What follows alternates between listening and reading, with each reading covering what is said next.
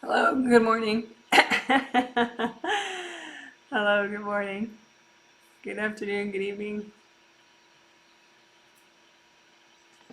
This is going to be a group healing. Please let me know if you can see and hear me okay. Uh, Anyone is welcome to watch. You can heal yourself as you watch because I will talk out loud as I'm working. And so it functions as an all-level walkthrough. I will be healing 118 people in 11 different countries.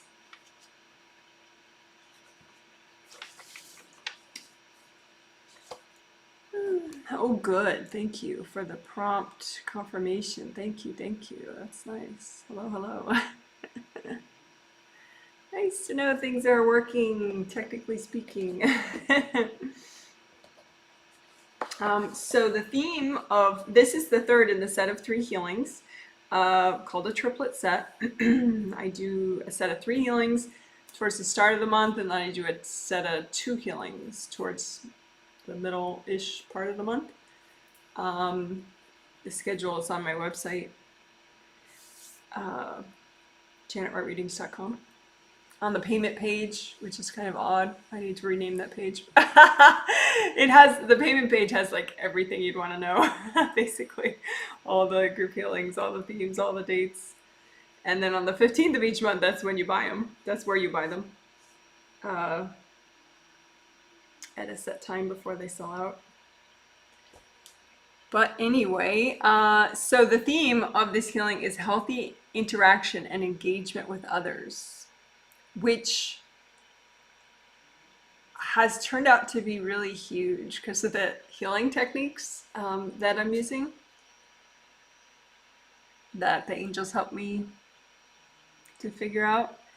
I mean, the techniques that we've already done in the last 2 healings, thank you for the confirmations and the greetings. Feel free to give me more greetings. It seems like I don't have a lot of viewers right now, which is fine. I mean, Tuesday, maybe people work on Tuesday. I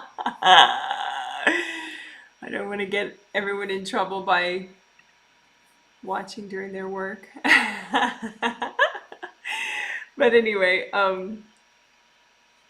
there's the healing techniques that I used in the Friday and the Sunday healing already are huge, and I'll use them again today, actually. They were so huge. Huge meaning they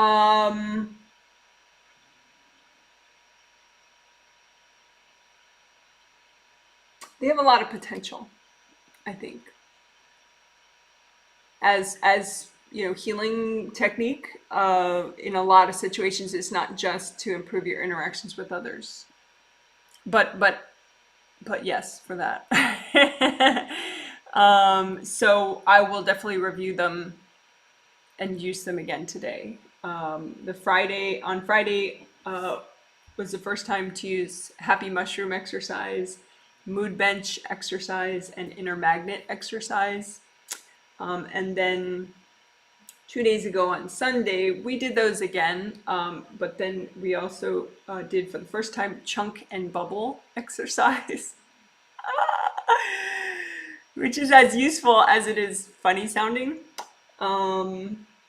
which I like that combo. And then Tower of Avoidance and Walls of Denial. It's a thing that goes together. Well, you could do just Tower of Avoidance ones, and then you can do Tower of Avoidances surrounded by Walls of Denial. So but I sort of call that one technique. So that was on Sunday, and those are huge too. So we'll do all 5 of those today. Just because I think it's worth, well, A, everybody needs it, so there's that. But B, a lot of those techniques can be used, in interesting different ways. So it'd be interesting to, play with that a little. Like chunk and bubble is how you process stress that you haven't processed in the past. You just sort of stored it away because, you didn't know how to process something hard that you were going through. You just were like, well, suck it up, keep going. So, this way it's a really easy, playful way to process it and get the wisdom out of it and really let go of the tough energy with it. So you just get your wisdom and you move on. And that is, I don't know, I don't want to sound too serious because I do like the light aspect of it, but it's a big deal in life to be able to process your stresses and just learn and not let the stresses weigh you down, just to let go of the pain and keep the wisdom and move forward. So Chunk and Bubble will live on way beyond this triplet set, I think. So it's a good thing it has a really silly name. The background, if you don't know why I like really, really silly names, is part of it is, I think, when you have your energy lighter and you're laughing, things clear more easily. But also, sometimes in the spiritual world of healers and people that learn healing technique, there's a lot of, some people bring a lot of ego into it and they're like, oh, I'm a level 4, blah, blah, blah, and I do this technique. And so there's this sort of hierarchy and status and showing off and ego that, I don't know, it's just, I don't like that. So I figure if all my techniques are incredibly silly sounding, then I won't attract those types of people. Which tends to be true. They hear the names of these exercises and how I'm laughing, and they immediately walk off, which is good for me. But I think it's not just that. It's just that it's good energy to not take yourself too seriously and not be too serious when you're clearing serious stress. The stress is serious enough. You don't have to be serious as well. um, so there's that. And the one thing I did see that will absolutely be not new, as in like we've never done it before, but new to this triplet set, we didn't do it on Friday or Sunday, is good karma window work. Because I felt like some people, not a lot, but when I look at all the surveys, sometimes the outliers, the people that are having the worst time, are the most instructive to me, because they're sort of like, they have an issue that's more acute, but everybody else would benefit from working on that same thing. So at least maybe 2 people noted that they felt overwhelmed, and so good karma, when I noticed that it was because of not good enough boundaries right here. They just needed to work that more and heal it up and strengthen it up and unblock it more and get rid of hard objects here. So good karma windows, they're right back behind the neck and the base of the skull in each of the aura layers. So we'll definitely do that in the first half of the healing as part of the fundamentals work that we're doing. And I think that'll help everybody. It just gets you more present.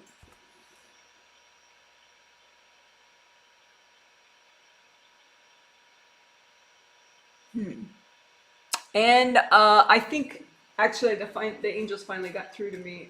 One more thing that we're gonna do today that we didn't do on Friday and Sunday is also has to do with boundaries back here. It's part of the manifestation wing work.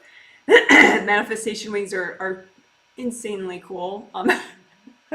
These are Janet Wright manifestation wings. You'll find cool options. My current favorite on it is there's a 50-minute video that is just like it's a clip from one of these long live streams, and it has all the manifestation wing work we did that time, and we did a ton that time. And what we're doing today is part of that, of what we had done in that 50-minute video. I think it's like part 2A. So we're gonna you can like manifestation wings once they're healed and whole and nice and working well. They look like big gold angel wings. You haven't worked on them yet before. They're probably really compressed and dark, kind of like little bat wings or something attached to the back of your, as part of the back of your astral body. But once they're nice and running properly, then they generate lots and lots of gold light, and they look like big angel wings. So you can work those in that manifestation wings 50-minute 50-minute video. But anyway, you can get a lot of energy that's coming right at the top middle part of them, like in your upper back here, that can like suppress the manifestation wings and how well they're working. And it's also just really uncomfortable.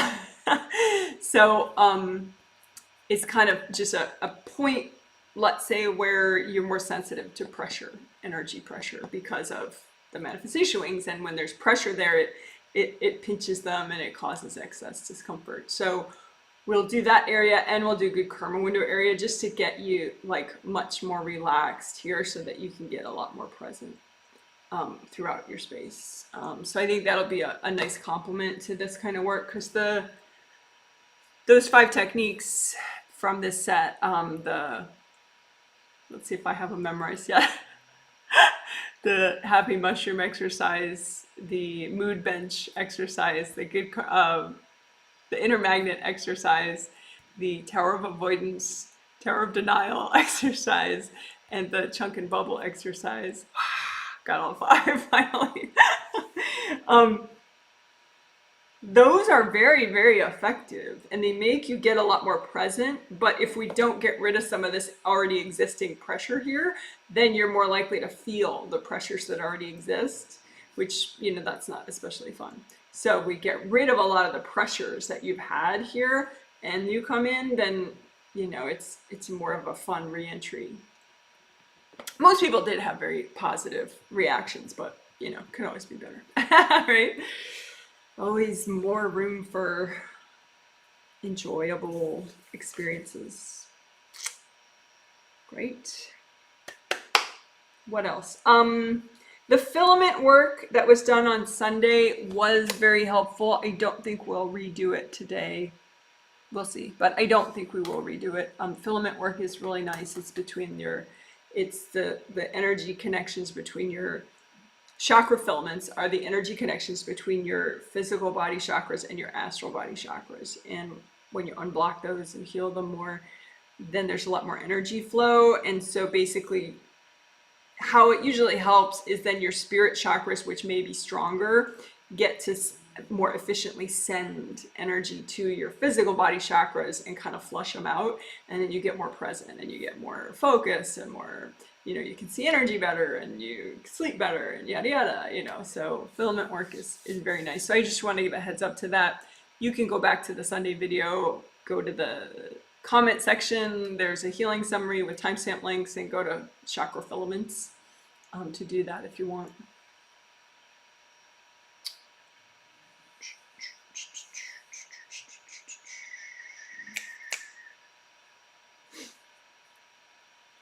Oh, I did want to say, and this is a note not just for the newbies, although newbies probably need to pay attention more to this, but it's for everybody, I think.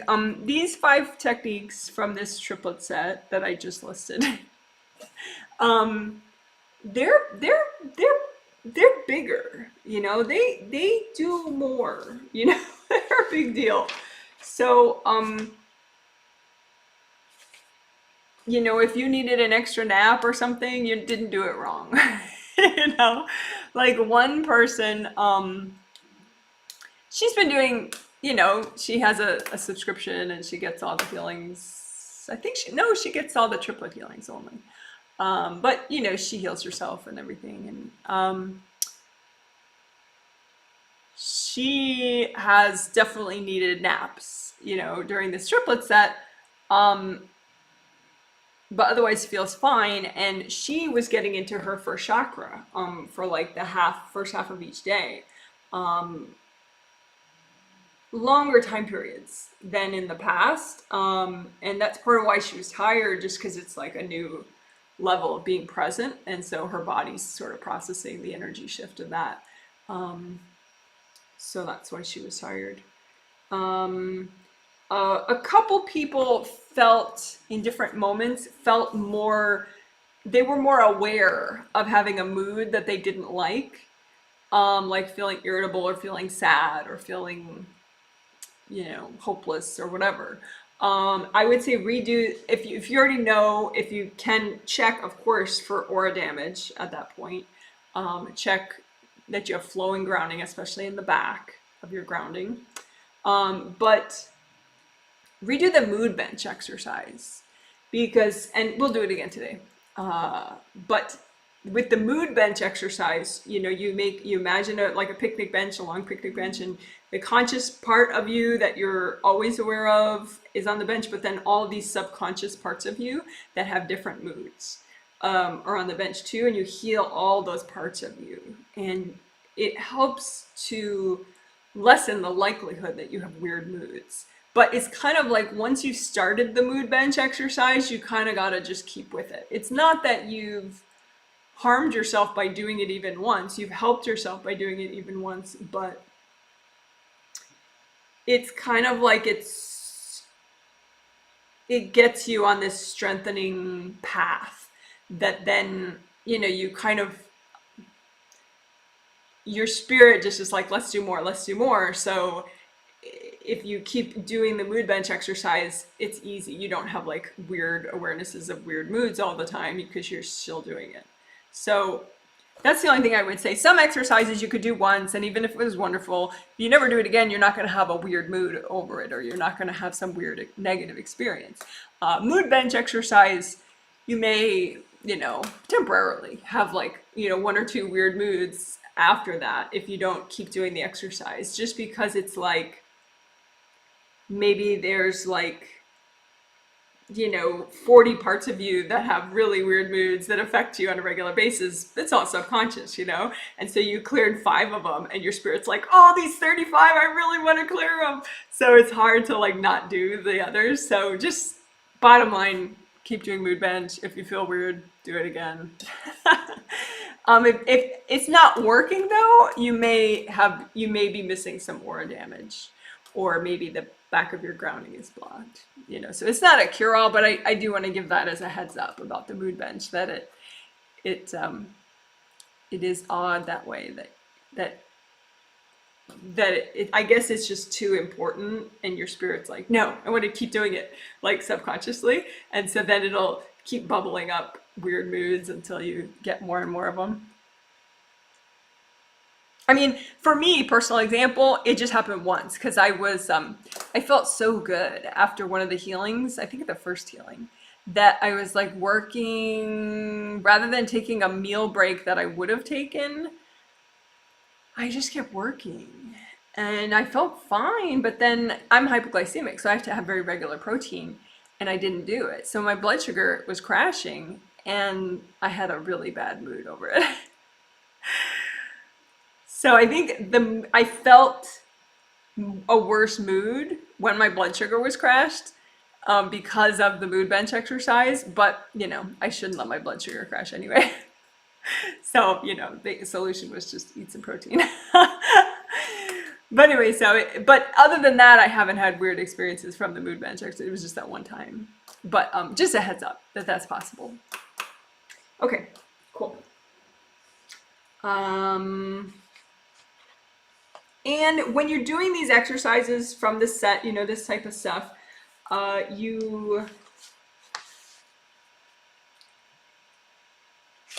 it can, like, this one mom and her daughter, they had a processing day, the day, I think, of maybe the second healing, just because these exercises are a big deal, and each of them had a lot from past lives that they had avoided dealing with, but they were ready to do it. And so with the exercises, they took this big step forward.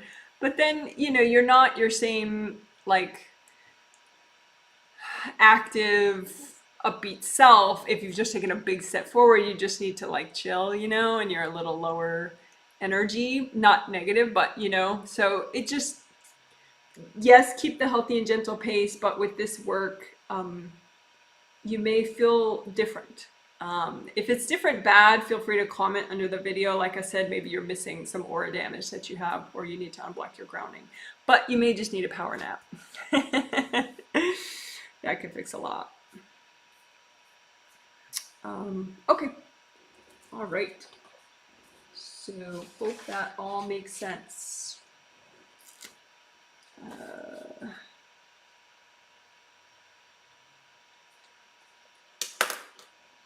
All right, so we can have the quiet time. Thank you. Hello. Thank you for my hellos.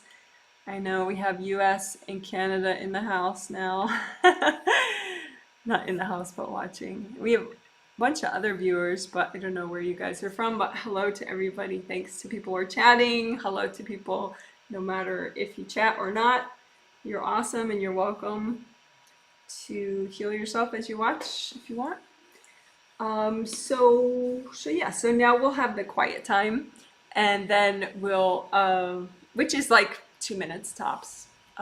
And during that time, I center myself extra. I say hello non-verbally with telepathy to the 118 people to make sure that they're all really aware the healing is about to start and ready to make the most of it. And then I start healing, at first without talking for about a minute, so that I can make sure I'm doing it the way I need to, and then I start talking and the walkthrough starts at that point. So there'll be, like I said, about 2.5 minutes of quiet. So thank you for your patience. You can, of course, chill out, journal, stretch, have a healthy beverage, whatever you want during this time.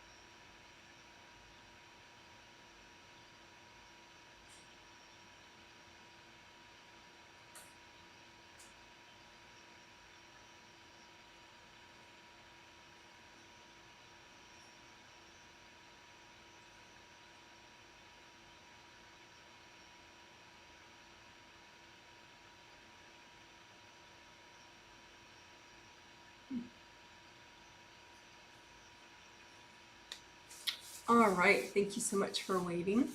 So when you heal yourself, you can use a copy out in front of you of whatever you're healing at that time. And even if you don't see energy yet, it still works.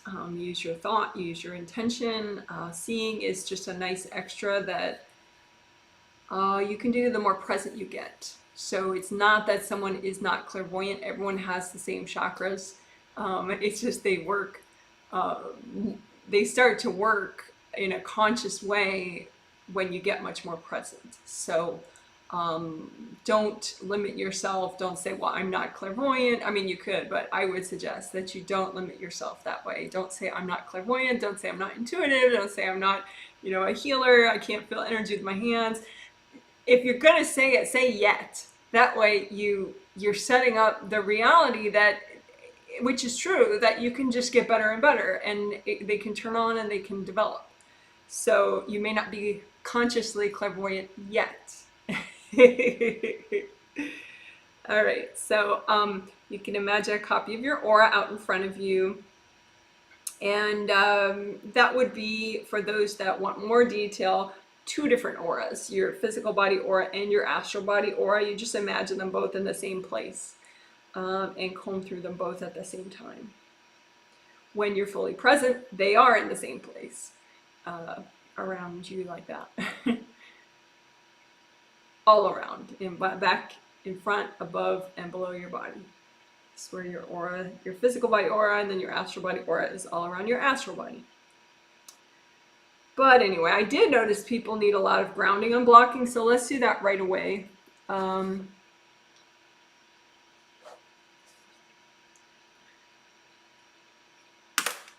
So grounding is your connection to the core of the earth, and you can do a lot with it to optimize your life and how fast you grow and how good you feel.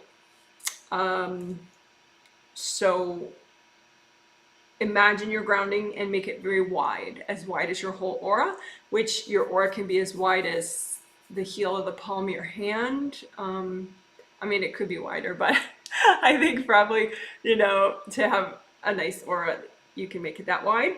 And just make the grounding red or orange or yellow. And bring it up high as your 3rd chakra. So your 3rd chakra is below your sternum bone, right there. And so red or orange or yellow grounding, and make it wide all the way down to the core of the earth.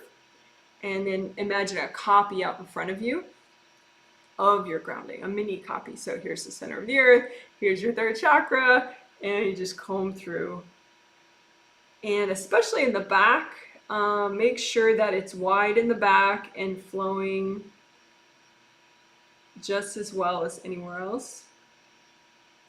And you can imagine the energy blocks. They can look like just a bunch of rocks or books, stack of books, and just melt them with the gold light from your hands.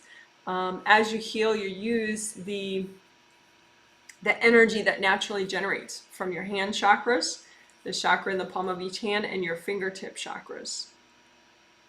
So as you can imagine, open those up a little more so the round openings are even wider, and set the chakras with your intention to be a metallic gold color. And that way the energy, the healing energy you're generating, is a metallic gold color, which tends to be nice and effective to help you let go and clear energy blocks and heal. So use that gold light to melt away the stacks of bricks or rocks or books, whatever, however you imagine the energy blocks in your grounding. And with a copy, you can expand it, you can flip it around to see the back or the front or the sides more easily. So go ahead and do that with your copy. Make it bigger or smaller as you feel like helps you. And just keep imagining more blocks that maybe you didn't notice the first time, and melt those, and then find more blocks and melt those. Find, if you can't visualize, you might be like, what does she mean? Find more blocks? What the heck? So just imagine. you know, a new set of blocks that you didn't clear yet. And then run gold light through that set of blocks, energy blocks, stuck energy, baggage, it's all the same thing. And then at some point it just melts away.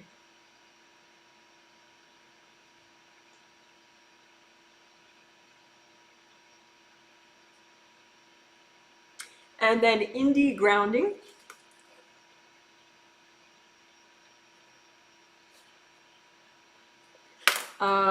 That is where you check the sides of your grounding on the way down, and you melt off any parts where your grounding is branching off to other people's grounding, because that makes your grounding not work so well, and it makes their grounding not work so well. So do everybody a favor and just get everybody out of your grounding. You can even say, go check your own grounding, go take a deep breath, go have your angels help you with grounding. Your angels can help you with grounding. Ask your angels for help with grounding. That way, if somebody's, you know, hanging around at the outside of your grounding and they're like, no, but you have to help me, my life is so terrible.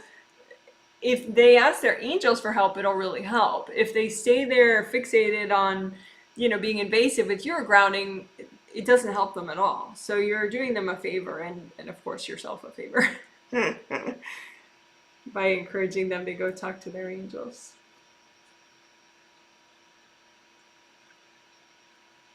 So gold fire, gold water, gold soap, whatever makes it happen, that all these branch off parts are gone now.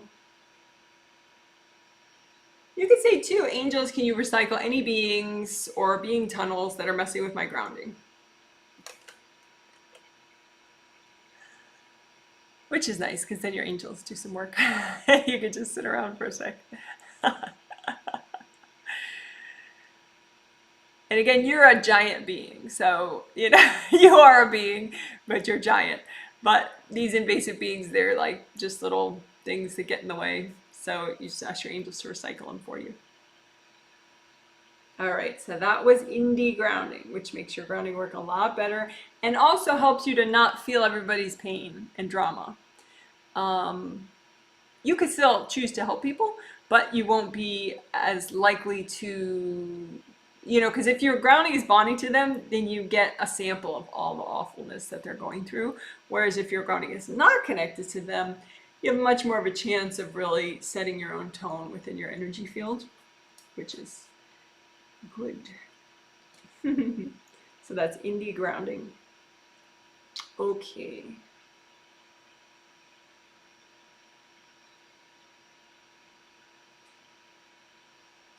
So let's do aura repair.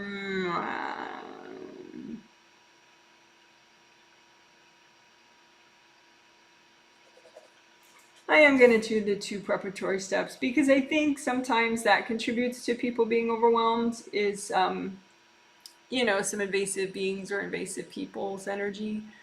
So we don't want that. So,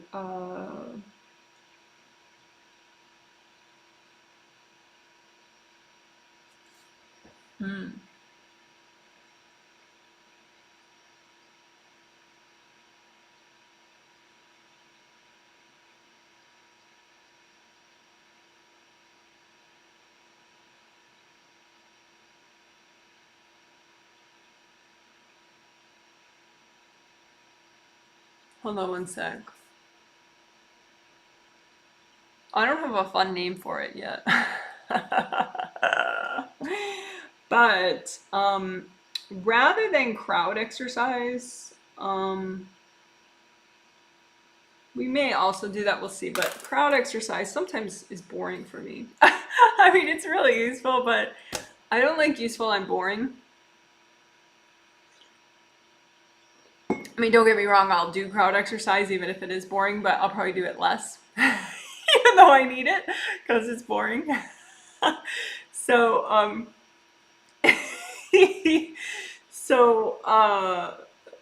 one way that I find interesting, I don't know if you'll find it interesting, a way to sort of take heat off me of like invasive beings or sometimes people throwing energy, is I like to sort of look at an image of myself, and it's like you trace the perimeter of your aura and sort of see where things are coming at you. So like, and you can imagine really simply, so like imagine yourself in profile.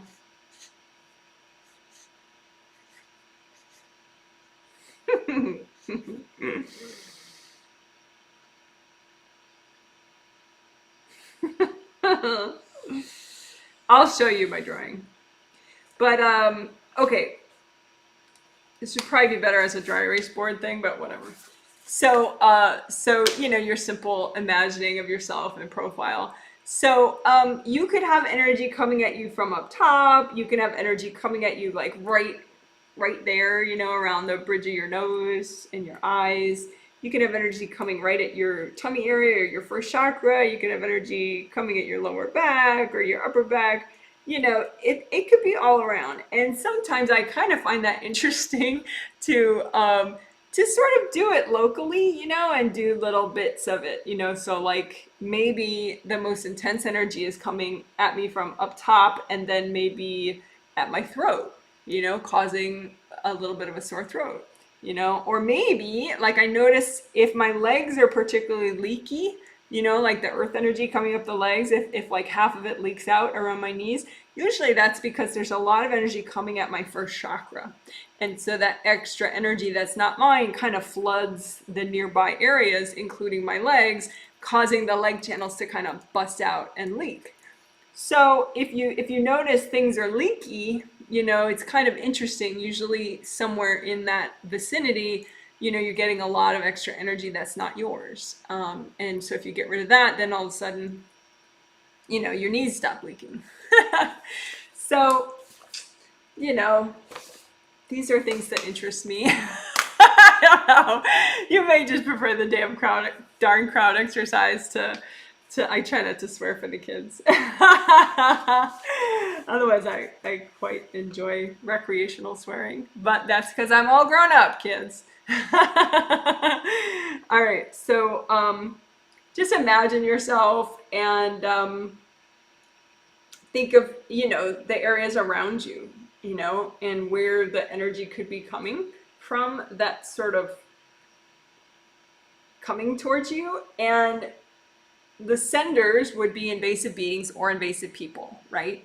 And so you can just get a sense of like up top, okay, energy coming at you from up top, usually like directly up top. Yeah, it could be a person. So first you can just say, okay, angels, can you recycle any beings, sending energy down from up top?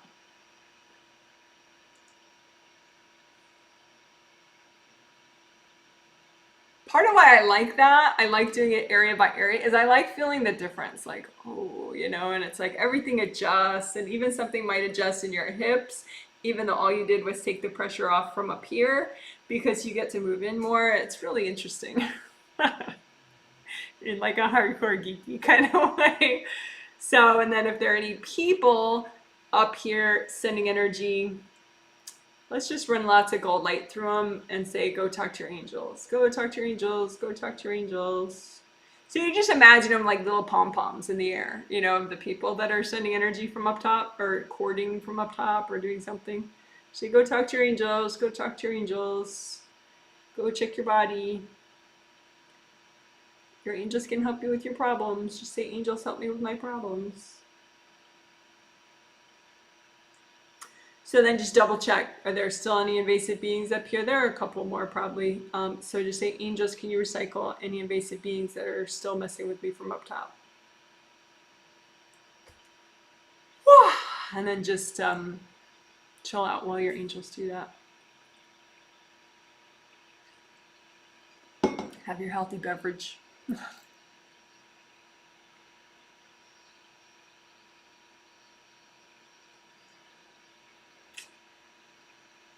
Okay, so that's the before and after of not having some energy that's not yours coming in from up top. So then how about around your, your forehead, your bridge of your nose, your eyes, your throat, all that area. So,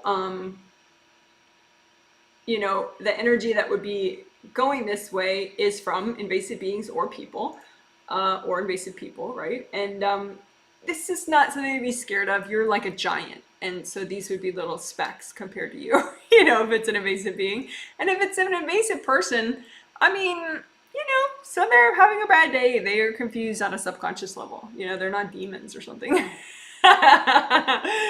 So, just imagine any invasive beings that are sending energy into this area, the facial area and neck area in the front, and just say, angels, can you please recycle all these invasive beings that are messing with my head and neck in the front.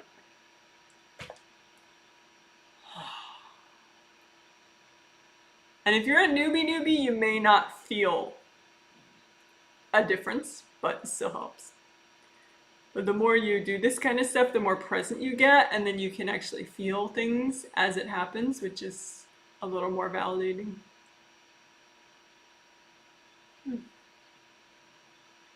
Okay, and then invasive people that could be sending energy to your front of your face, head, and neck area. And just imagine them like little pom-poms in the air, and then just run gold light through them and say, hey, go check your own body, go talk to your angels. Your angels can help you right now. Say, hi angels, please help me with my problems. Go talk to your angels, go take a deep breath, it'll help you have a better day.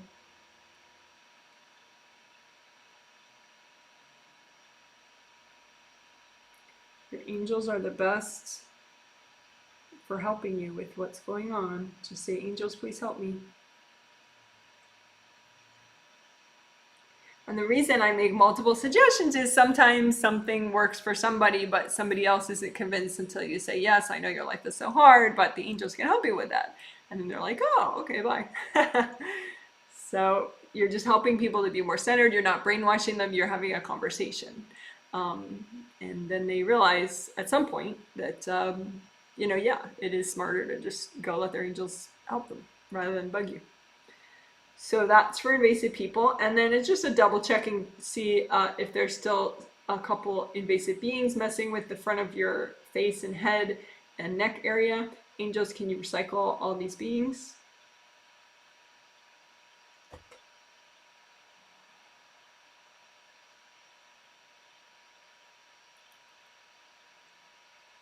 So you can see if you feel that in your face at all. There are all sorts of cool energy centers in your face, in your forehead, and everything. Alrighty.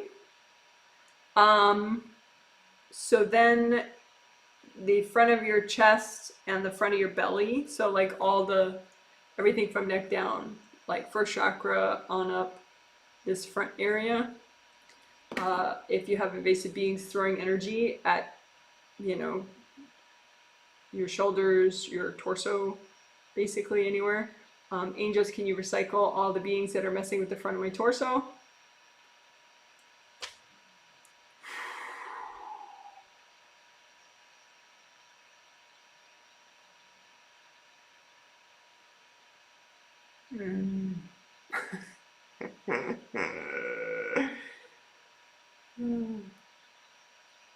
And then imagine if there are any invasive people that happen to be, you know, courting or throwing energy to the front of your energy field here in front of your torso. So like from here to here in front. And just imagine those people and imagine them like pom-poms and just run gold light through them and say, hey, it's okay. Go talk to your angels. I know you have stresses. It's all right. Go check your body. Go talk to your angels. It's good to give people breathing room. You check your body. It's going to help you. Everybody needs breathing room. You gotta give people breathing room. Go talk to your angels. Go take a deep breath.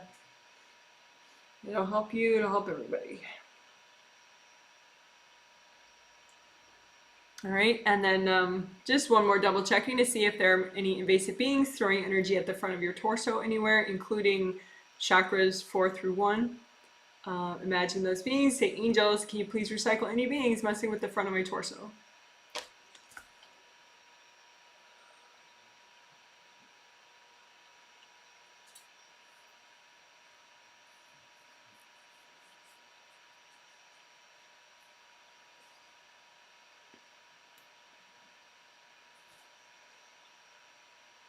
And then the back of your head. So the back of your head and neck and shoulders. Let's do that all at once. So any invasive beings messing with the back of your head and neck and shoulders. We'll do good karma windows too, but this is nice. So imagine any beings messing with the back of your head, neck, and shoulders. And say, angels, can you recycle all these beings that are messing with the back of my head, neck, and shoulders? And the sides of my head, I guess, throw that into.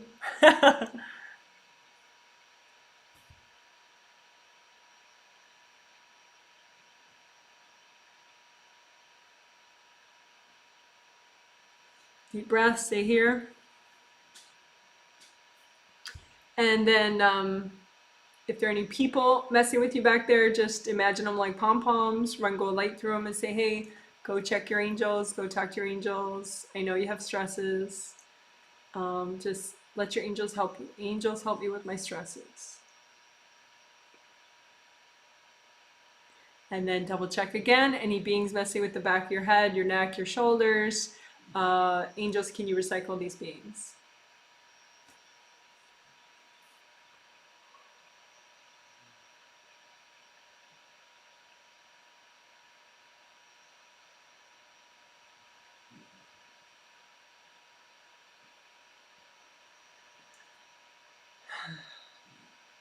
All right, and then your lower back, your whole torso.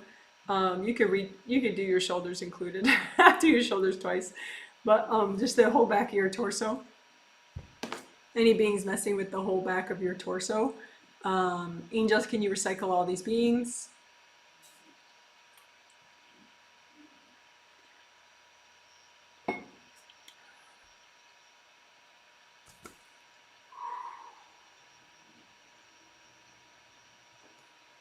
And then any people, invasive people, that happen to be messing with the back of your torso, and your aura back there too. Just run gold light through those people. Imagine them like pom-poms. And say, hey, go check your own body. Go check your back. Go let your angels help you with grounding. It's going to help you have a good day. Just say, angels, help me with grounding.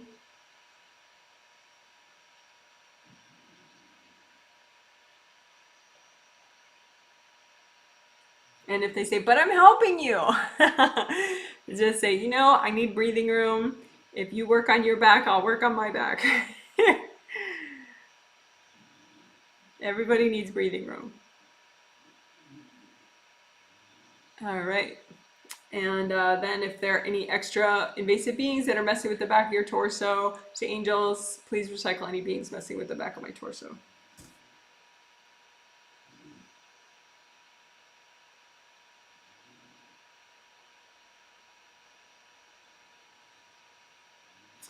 I usually don't find a lot of beings messing with my legs, but maybe that's just me.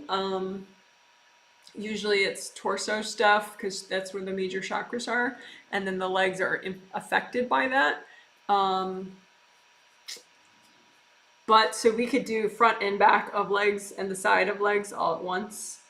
Just imagine if there are any invasive beings messing with your legs or your aura around your legs.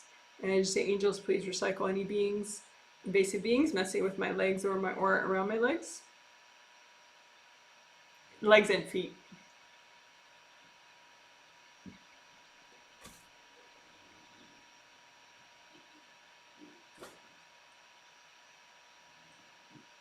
Your legs are very important. All your meridians of your physical body either begin or end in your feet. Okie dokie, baby. So, any invasive people that are trying to mess with your legs or your feet or your aura around there, just imagine them like pom-poms around and or little balls of light, and just say, it's okay, go check your own legs. Ask your angels to help you with your legs. Ask your angels to help you with your grounding. Go take a deep breath. Go check on your body. It's okay. And then one more time, if there are any invasive beings messing with your legs or your feet or your aura around there, say, angels, can you recycle all these beings messing with my legs, my feet, and the aura around there?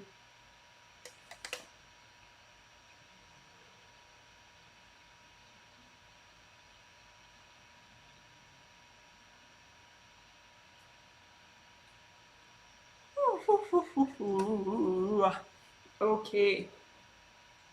So, no idea what to call that.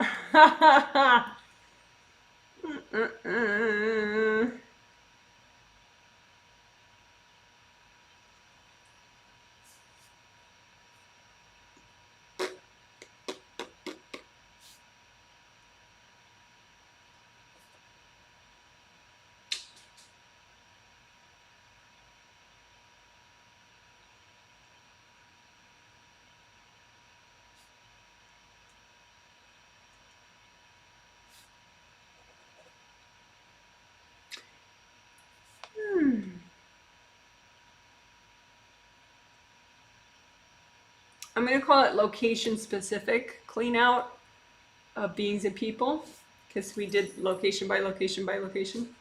When I do it on myself, I do it faster. I just kind of intuit, like, okay, well, how many beams of light are coming at me from up top? There's 7. Okay, so that's probably 7 different beings. The angels, please recycle them. Okay, how many more beams of light are coming from up top? There are 3 more. So that means 3 beings. Angels, please recycle them. So I don't do it like en masse like that, but this way is interesting too.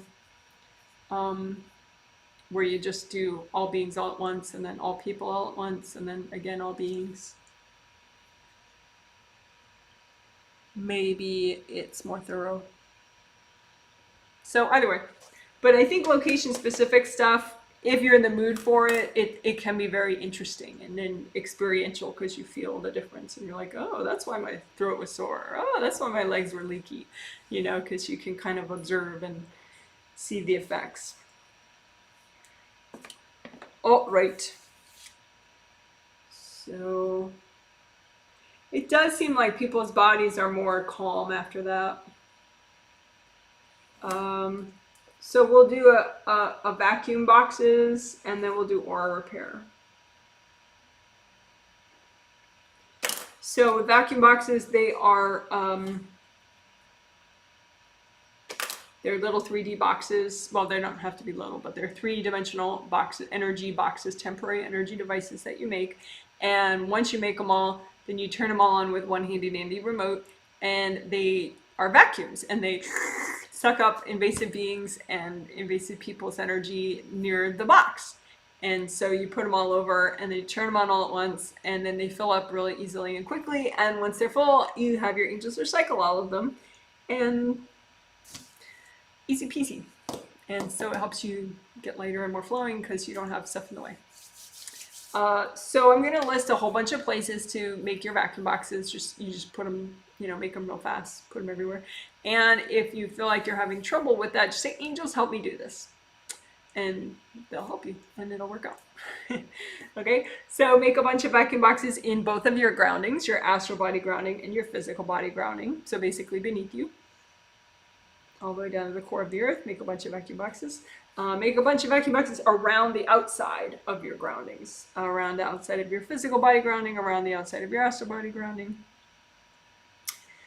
Make a bunch of vacuum boxes all around your physical body. So front, sides, back, all around, top and bottom, all around your physical body, make vacuum boxes. Around your astral body, make a whole bunch of vacuum boxes. Your astral body is you, it's your energy body, it looks like a body, and when you're fully present, it fits in your physical body. So make a whole bunch of vacuum boxes all around the front, sides, and back, top and bottom of your astral body.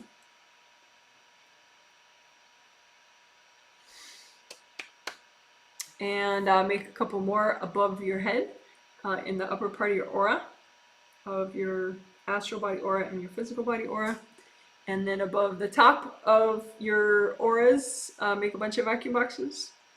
And around the, this is sort of the most important part as a preparation for aura repair. Make the vacuum boxes around the outer surface of your aura, on the outside of the edge of your aura. So make a bunch of vacuum boxes around the outside of your physical body aura. And then a bunch of vacuum boxes around the outside of your astral body aura. And then the last place we'll do is for your spiritual path. So your spiritual path is just for you. You can imagine it at any time to check how you're doing and why something is more difficult, or if you're stuck, or if you're progressing nicely today, things like that. So you just imagine this road that's just for you. And are you on it? Are you moving forward on it? Are you looking forward? How fast are you moving forward on it? If you're overwhelmed, you might be on a bench at the side, just with your head down. So just look at you on your path, and you can clean it off a little, unblock your path with lots of gold light ahead of you, but also around you and behind you. You want it all clear, because this path does represent what you're meant to learn and experience, but the clearer it is, then it's easier to learn what you need to learn and experience what you need to experience. You don't want unnecessary drama and complications. So you can clear off this path with gold light, and that way it'll clear off other people's energy and unnecessary obstacles. So let's put a bunch of vacuum boxes behind you on your path, around you, above you, and in front of you, definitely in front of you, because you really want to unblock it so it's easy to move forward. Okay, and so now you have your vacuum boxes in all sorts of good places. So just turn them on all at once, and then just relax as your vacuum boxes work.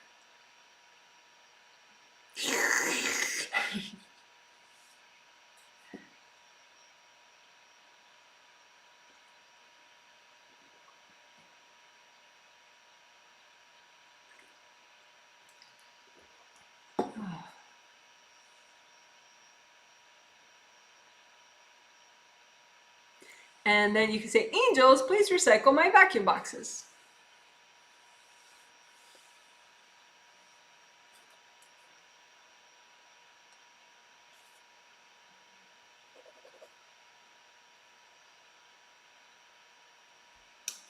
So then you can just comb through and see if you notice any difference or you feel any difference after the vacuum boxes. So you comb through your aura, comb through your grounding, make sure your grounding is still wide and flowing.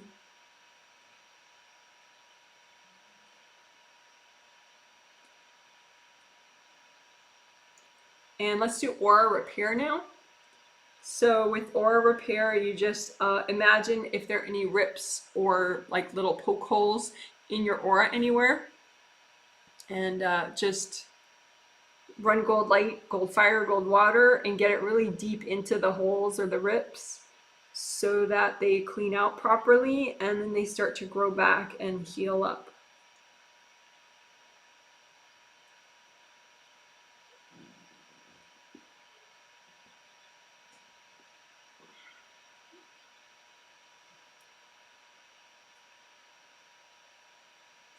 And you can even do like a composite technique with this if you have trouble doing aura repair and getting all the holes mended up and seeing them, or thinking that you're, am I done? I don't know. You can imagine one rip, and your intention is it represents all the holes and rips in your aura.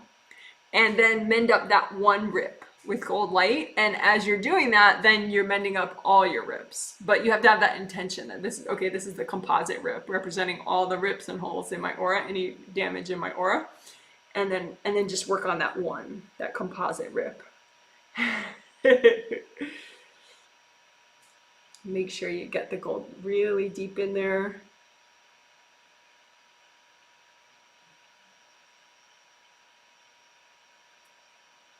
Make sure you get it fully repaired so it's not just like, there's not like a little groove anymore. You don't want any groove. You want it to just be a nice bubble, right? So then don't look at the composite anymore. Check for real. Maybe you still have some little scratches or holes. So just double check that you get everything, get all the damage.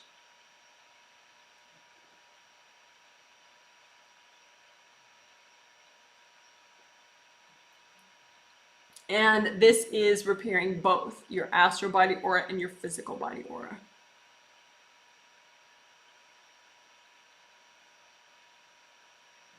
And to get the energy seal, that's an extra step where you get this nice surface tension kind of a thing where the edge of the aura kind of wants to stay together more. We remove hard objects. So let's use electromagnets this time. We did that last time. That was kind of fun. To remove hard objects that could be stuck in the edge of your aura to get the energy seal. So just imagine big electromagnets that you create that are, they are magnets, and so they pull out the hard objects that are anywhere in your aura, especially in the edge of your aura, of course, because that's what we need to make sure. But you could have energy objects anywhere, hard energy objects, by your tummy and your shoulders and any weird part of your body that tends to be more problematic. You may have hard energy objects stuck there. So just make electromagnets everywhere so you don't have to think about it. Big, powerful gold ones around the outside of your aura, everywhere, and then turn them on all at once. And then they're pulling out the hard objects everywhere. And so just let them work. And you can give yourself a massage as your electromagnets work.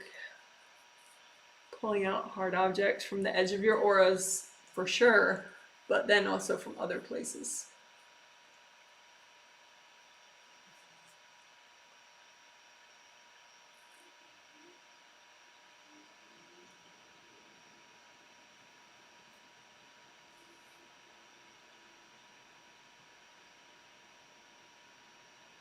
And then you can say, angels, can you please recycle my electromagnets? And they're going to get rid of the magnets and all the junk that's stuck to them now.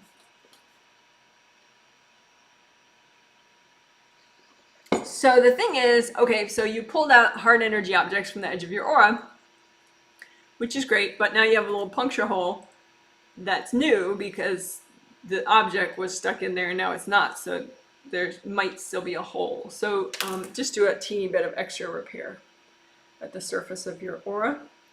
The gold light, make sure you get the gold light deep into all the little puncture holes. And extra gold light if you want anywhere that you removed hard objects. Just have your intention be you comb through everywhere, and everywhere you just removed hard objects from, you just give extra gold light.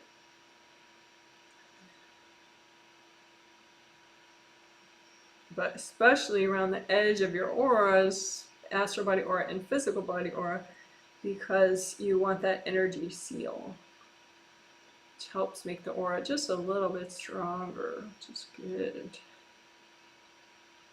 Okay, so that's energy seal. At the edge of your astral body aura and at the edge of your physical body aura.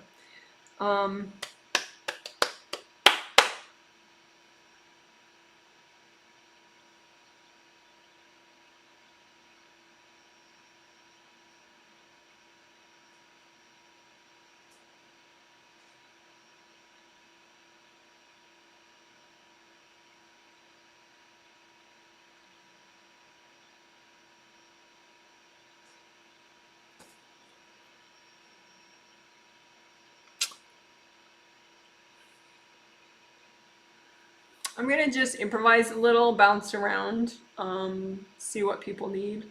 Like there's some weight pressing on the top of the aura. I think just because people are bringing in a lot of new energy, and so the new energy typically comes in, your new energy comes in from the top, and then it goes into your chakras. But so if you have anything stuck anywhere here or even above your aura, it presses it all like into like a harder kind of pancake. With all this downward flow. So it's good to unblock extra the upper part of your aura and even above your aura. You can get like a big stack of stuff up there. So I think first above the top of the aura, I'm going to unblock that. So you imagine like this is the top of your aura and then just unblock above that.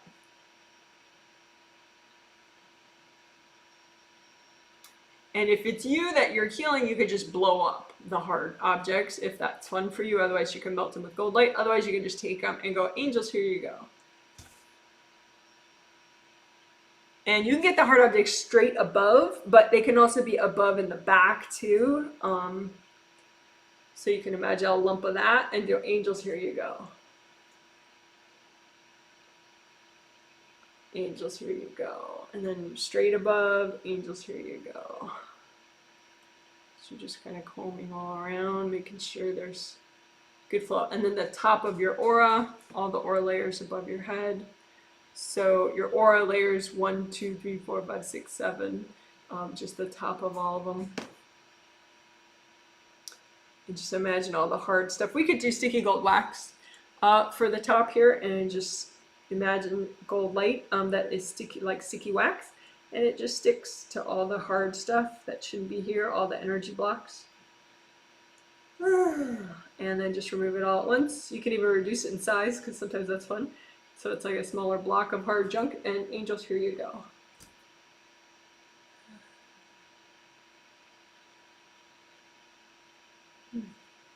And just because that causes a big shift, you might want to check your grounding again. Make sure it, because some people, their grounding got narrow. So you want to just comb through that so that it spreads out again and gets wide. Or just recreate it as a wide grounding. And flowing in the back especially. And the center of it. I mean, you want it flowing everywhere, but it tends to block up more often in the back and the center. Your grounding.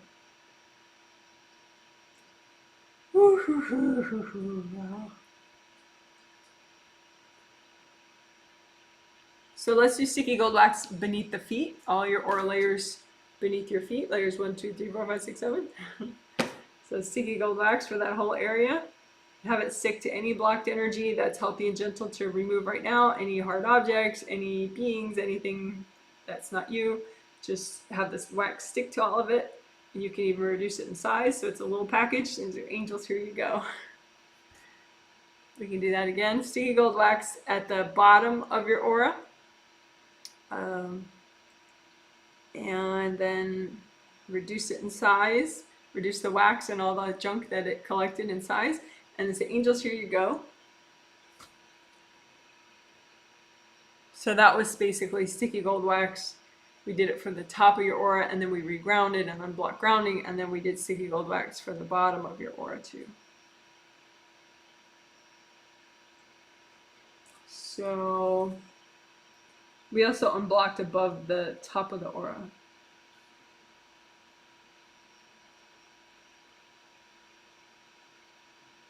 We unblocked above the top of the aura, and then we did sticky gold wax above head and below feet.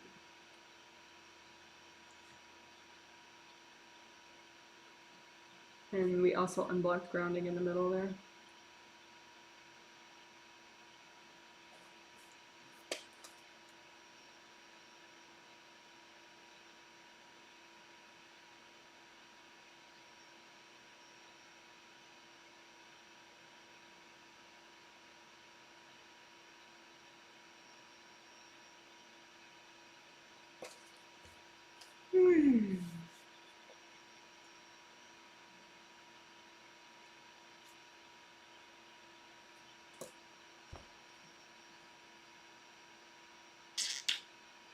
So,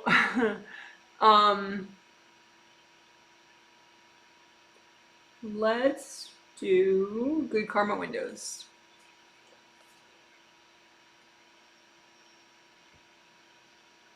So good karma windows, I mentioned in the beginning, this is something that we've done in the past, so you could always search Janet Wright good karma windows. It's in a lot of videos that it's not in the title of, just because good karma windows, that takes up a lot of characters to put in the title, and I only have so many characters. But I tend to put it in the, you know, in the search terms of a video if it's in there. So I abbreviate in my notes GKW for good karma windows. But so occasionally I'll put GKW in a title.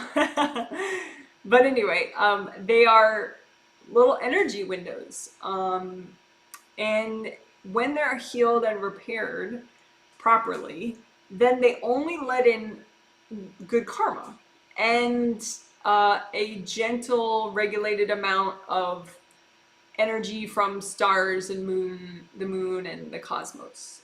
Just a real light amount of it. Kind of like if you're out at night and you see the stars and it's really uplifting and it's just this beautiful feeling. That's the energy that it lets in. Your good karma windows let in when they're healed and proper. If they're messed up and damaged, they can have hard objects in them, they can be broken. And if that happens, then you can get invasive beings and invasive people's energy in here, hard objects stuck in here, and it just causes stress and tension for this whole area of your back of your head and your neck, and even affects focus and like all upper chakra abilities when you have too much pressure back here.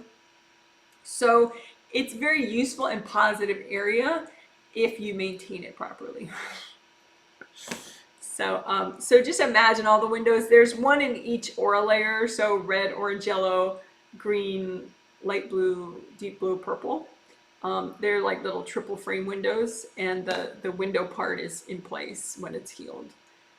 So meaning like the window pane, the glass is there, and it's sort of the color of the window as well. So anyway, just imagine your good karma windows, your 7 good karma windows, and just run gold light through them. You can bring up red grounding and ground them all with red earth energy. Ground your good karma windows and gold light through them with your hand. You can say, angels, can you please recycle any beings or being tunnels that are messing with my good karma windows? And just relax for a second as your angels do that. Keep breathing, stay here, wiggle your toes.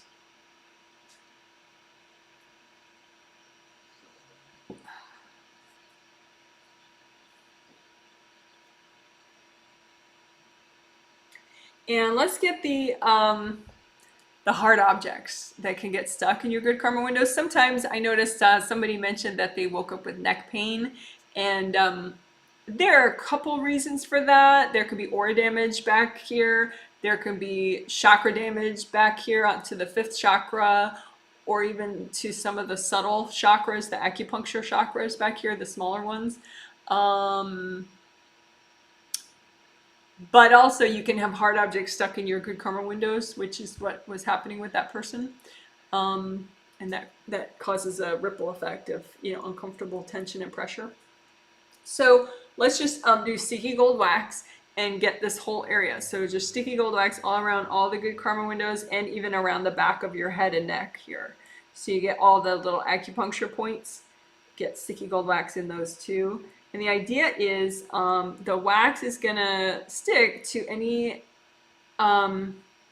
energy blocks that are healthy and gentle to remove, any invasive beings, any hard objects especially. And, they could be like little spears that were thrown at you in a past life even. So just the sticky gold wax sticks to all that, and then just lift up the sticky gold wax and say, angels, here you go.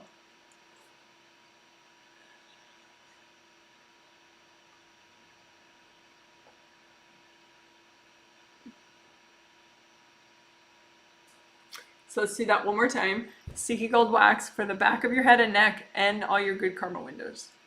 So you imagine the back of your head and neck and all your good karma windows, and just sticky gold wax there and all along all the acupuncture points and meridians in the back of your head and neck, and then all around all the good karma windows. And your intention is that this sticky gold wax sticks to everything that's not you, that's good to remove. So all the invasive beings, energy blocks, and hard energy objects especially. Have the gold wax stick to all that, anything that's healthy and gentle to remove right now. And then go ahead and give all that junk to your angels. Angels, here you go. And stay here. there's a little bit of adjustment after that. So just stay here as you're adjusting to having removed all that junk. And then now just do a little bit of repair. Now that you've removed, your angels have removed the beings and the being tunnels, and you've removed the hard energy objects and some extra beings and some people. So just extra gold light for all these energy meridians of your back of your neck and head, and the side of your neck and head too. And then gold light there to repair those little energy chakras and energy meridians.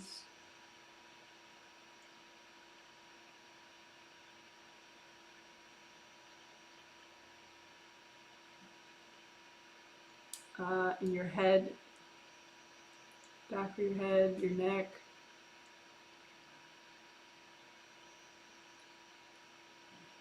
Side of your head and neck.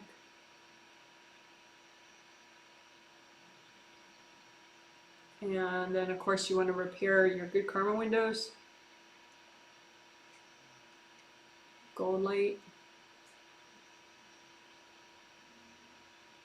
If you're working on yourself, you could just recreate your good karma windows.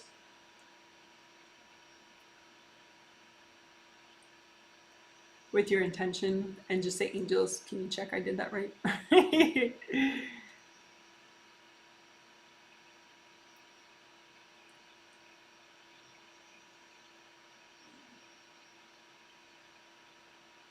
And then any energy blocks, any blocked energy in between the good karma windows, just lift that out all at once, and you can explode it if you're working on yourself. Otherwise, you can just hand it to your angels, all that blocked energy, or you can melt it with gold light.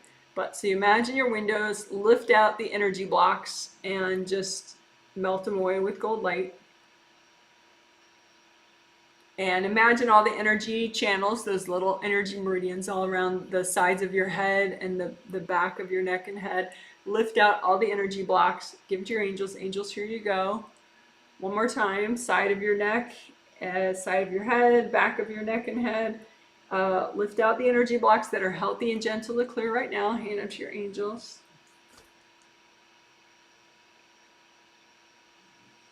And we're pretty much done with that area, but you can just say, angels, can you help finish up the healing and repair work? Just in case there's a little bit of finishing up work that your angels need to do.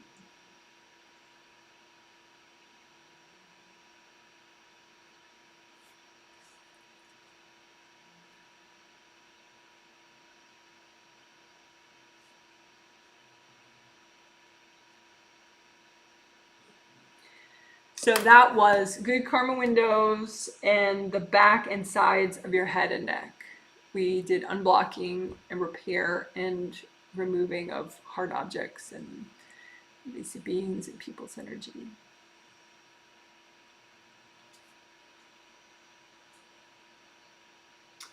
And just to be even more awesome, we will do just a little lower in that area. This is in that big 50, I said in the intro, there's this 50-minute manifestation wings video with like all sorts of manifestation wings work. And again, manifestation wings, when they are healed and properly working, they look like big gold angel wings that everyone has attached to the back of your astral body. And it does not mean you're like some special chosen one. Every once in a while, someone's like, but I have wings, you know, like I'm really special, you know.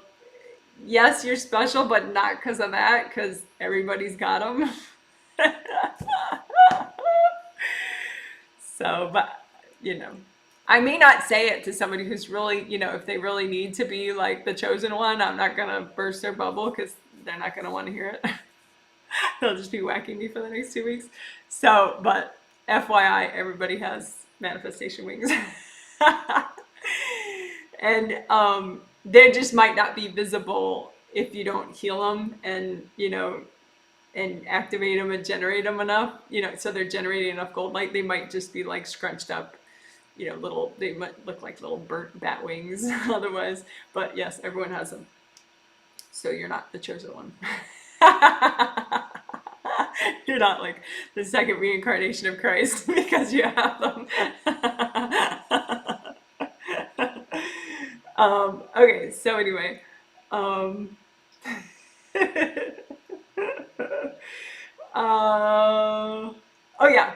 So on that 15-minute manifestation wings video, there's a part I called 2A on that video where you get rid of energy that's poking, it's coming right at the the center of where the wings come together on the upper back. Because if you have energy that's going in here, it pinches off the wings and it causes a lot of tension in your neck and your head and your shoulders. Well, everywhere probably. So we already did a little bit of that earlier in the location specific clean out. But this will do this anyway. So you imagine your upper back, imagine your manifestation wings. Whether if you've never worked on them before, they're probably pretty compressed. But we're just gonna leave that be for now. If they are, just use lots of gold light on them. But you can do that manifestation wings video that I have that's 15 minutes long that will give you a ton of work to do. But anyway, and then imagine the energy coming right at the top of the wings, the top middle part of the wings right there. And you can freeze it all and put sticky gold wax around it and just lift it out and say, angels, here you go. And again, imagine all that hard, the energy just shooting at this area of, right upper center part of your wings, and just gold light, freeze it all and use gold light and just lift it out, give it to your angels. Angels, here you go. It could be hard objects, it could be beings, people, whatever, you don't need to know.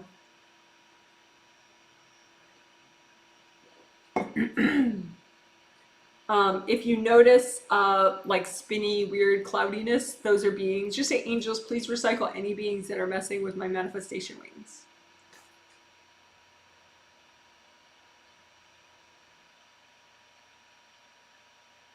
And it's always nice to throw in the term being tunnels again too, because sometimes they have little passageways, and so you get one being, but then there's a passageway, so you can get more, so you don't want that.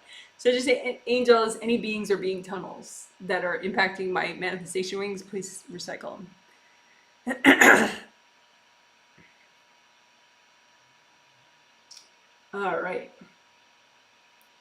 So you could have hard objects just stuck there from a past life even. And again, same place, right towards the top of where the manifestation wings are in the upper back. You can have hard objects just kind of embedded in there. So sticky gold wax, that whole area, even going inside your upper back, sticky gold wax, and you're gonna lift out anything that's healthy and gentle to get rid of right now. Lift it all out. Angels, here you go. And then just extra gold light inside your upper back, around that whole area. And again, sticky gold wax, get rid of hard objects stuck in there. And any that are healthy and gentle to get rid of right now, and just lift them out all at once. Angels, here you go.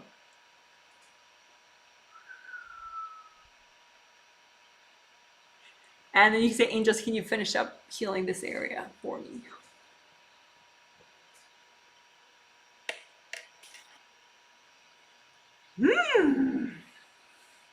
Oh, this is Bambi, one of our cats. Right? She's very gentle. Alrighty. So typically that kind of work helps people to become much more present. Working with getting pressure off of the manifestation wing area. People just tend to lower in more into their body. So it's a good thing. So I'm just checking everybody out.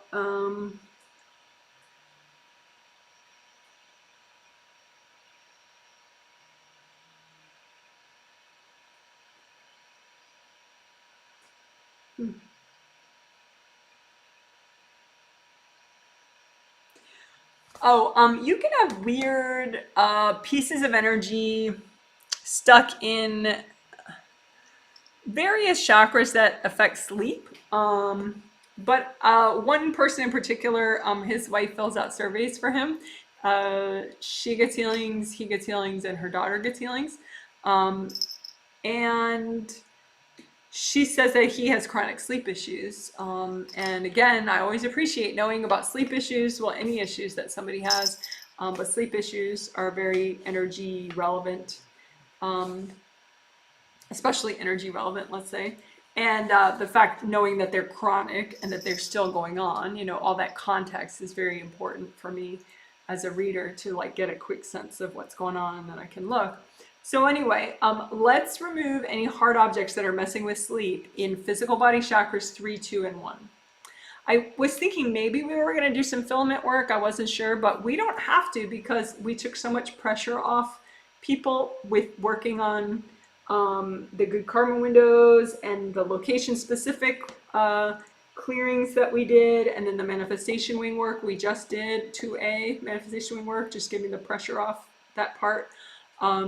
People's filaments are pretty nice right now, but still that guy and probably other people have some hard objects, especially in the physical body 3rd chakra, but a little bit in physical 2nd and 1st chakra that impact their sleep and make it hard for their body to fully rest in sleep.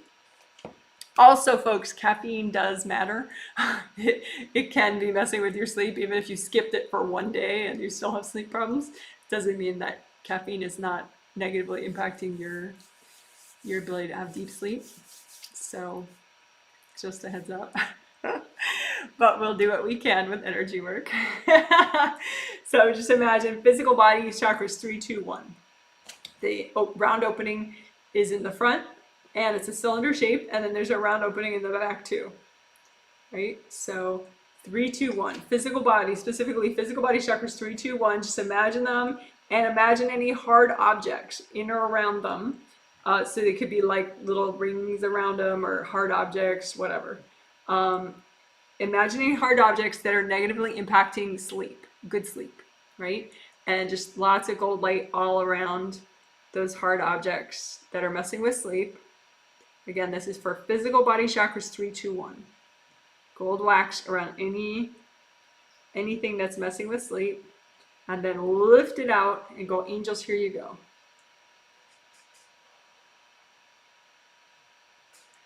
And one more time.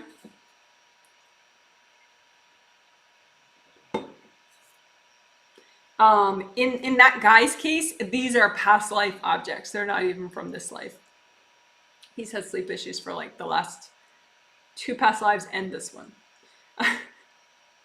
So, but you know, still could work on it. Still could, you know, at some point it's going to get better. So it could be today. So again, physical body chakras 3, 2, 1. And imagine any hard objects or anything that's messing with sleep in physical body chakras 3, 2, 1. And actually, you could also add the Kundalini chakra beneath it. It's oriented the same way. It's just about half the size. So 3, 2, 1 and Kundalini chakra. 3, 2, 1 and Kundalini chakra is like right up against the bottom of the 1st chakra. So 3, 2, 1 Kundalini chakra. Okay, and any hard objects messing with sleep, any energy blocks messing with sleep, anything messing with sleep, right? And just have the gold wax stick to it, whatever's healthy and gentle to get rid of right now, and then just remove the wax and the junk all at once and go, angels, here you go.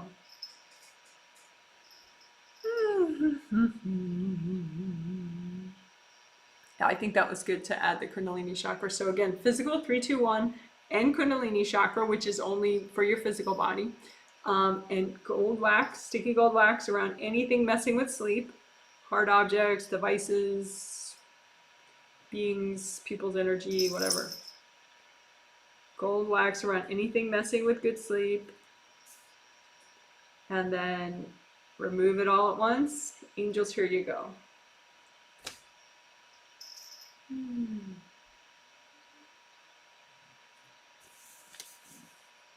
All right. So again, I'm always interested in knowing about your sleep, if it was deep and good and restful or not, but let me know context, like unusually good, unusually deep, or I always have great sleep, but I had great sleep again, you know, that kind of thing. All right. And if you still have sleep problems, don't feel bad. You know, I still want to know about them. All right. So we got to get going. But sometimes there's really kind of fun work when we have to do it fast.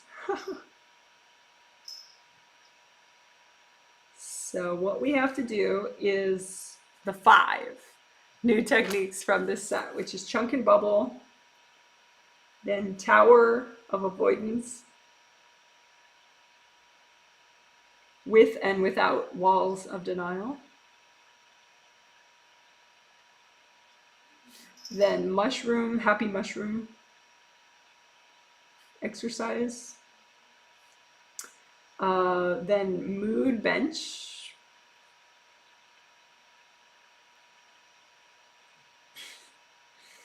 you know, I think we'll do mood bench first and then we'll do it twice at the top and then towards the bottom.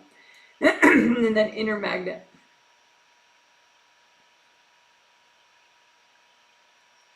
Okay. So it'll be like a speed round that we're doing. Sort of. We'll see how speedy. All right. So mood bench we'll do first, just because we're doing it 2 different places, just to emphasize that mood bench is really good to do frequently. Get rid of all these little weird parts of you that have little weird moods subconsciously that bubble up sometimes. So you imagine a bench, and I'm going to assume you're really grounded. We just did a lot of things that are very centering and grounding. So just quickly double check your grounding, especially the back of it. Unblock the back of it. Make sure your grounding is really wide, red, orange, or yellow. Wide all the way down to the core of the earth, very flowing, especially in the back. Go ahead and imagine the energy blocks in the back. Melt them. Yeah. Okay, good. So mood bench.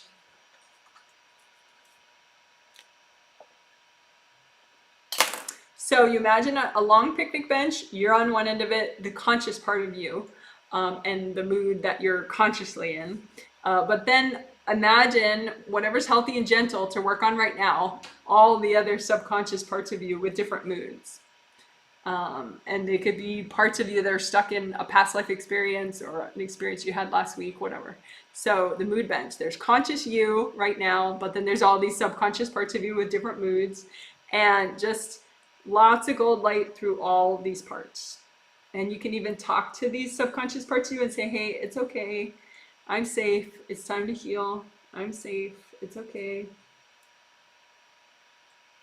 Everything's fine. It's time to heal. It's all right. The reason you might want to use a comforting voice is because the reason that you got stuck is because something was probably a bit too much at that time. But you're strong now, you can heal it no problem, but you might need to give that part of you a little pep talk, a little comfort. So, hey, it's okay, I understand, it's all right. There's nothing wrong with feeling that way, but you know, if you get healed, you'll be happier. It's okay. It's all right. It's time to heal. It's okay.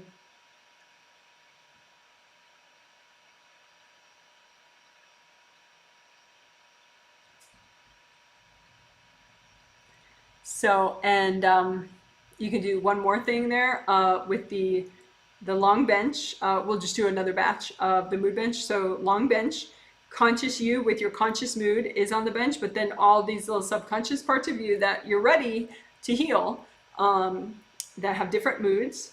And then just lots of gold light. And you can even bring up red earth energy and do a red earth energy soak of all these parts of you, end of you. And then got lots of gold light. Lots of gold light. Say, hey, it's okay. It's all right. There's nothing wrong with feeling the way you feel. You had a hardship. You had some stress. It's okay. It's okay to heal now. It's all right. It's okay.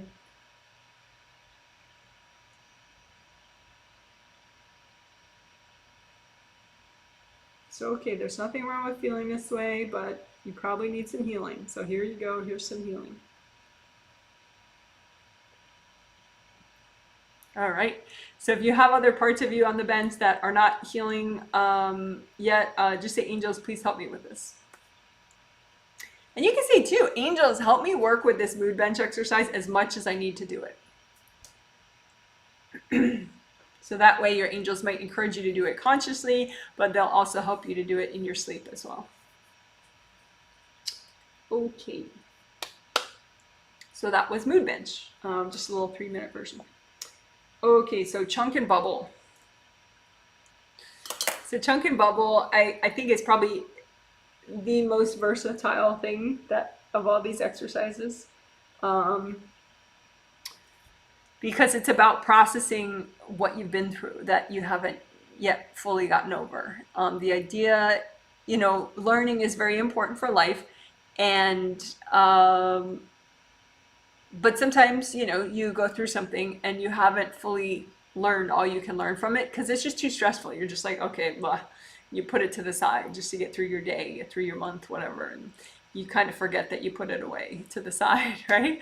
So those things can really add up in this life and past lives. Because if you put something to the side in a past life, you didn't process it during the life, it doesn't magically vanish in heaven. I mean, you get a vacation from it in heaven, but then you have it in your next lifetime. So this is super easy and fun way to deal with that bit by bit in really approachable bite-sized pieces, chunks. So the theme, which I haven't really said jack about yet since the intro, is healthy interaction and engagement with others. So let's go ahead and acknowledge that consciously again. Although, because we acknowledged it in the intro, anyone hearing the intro would have that triggered. So then what you cleared would have helped that. So it's not like we abandoned the theme during all that fundamental work. But anyway, we're going to be more explicit about it now. So you imagine a chunk of unprocessed stress, which could also be abuse energy, trauma energy, however you want to call it. But I'm just going to call it stress. So a big block of unprocessed stress that's still healthy and gentle to process now. And if you process it, it would help you with your interaction with others, healthy interaction and engagement with others. So chunk of stress, and then a big gold tub of water, healing energy, that's much bigger than your chunk. So there's no doubt that you can handle it. And then just dunk your chunk. Boop. And you can even put little gold clamps on your chunk so you don't have to hold it there. It could be hands-free, and you can, give yourself a hand massage while your chunk dunks.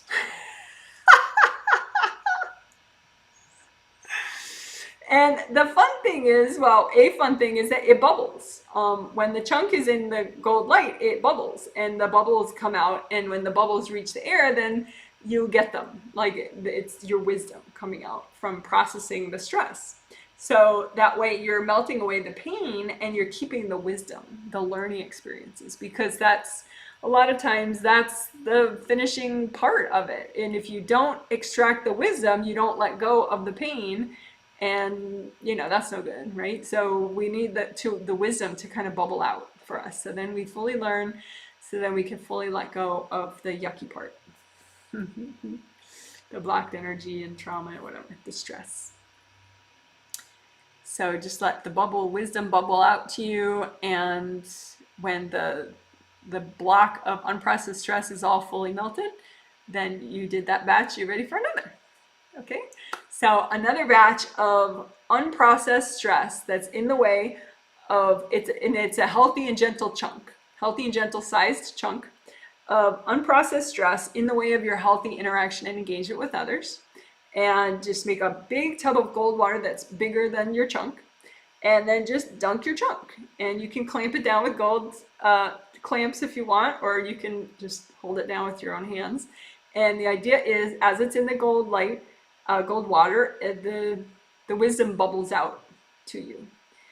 So it makes bubbles, and the wisdom comes to you as the bubbles pop and come to you. You get your wisdom on subconscious levels. And it might actually feel kind of nice, like sort of a centering light energy. And then your chunk is melting away in the gold water.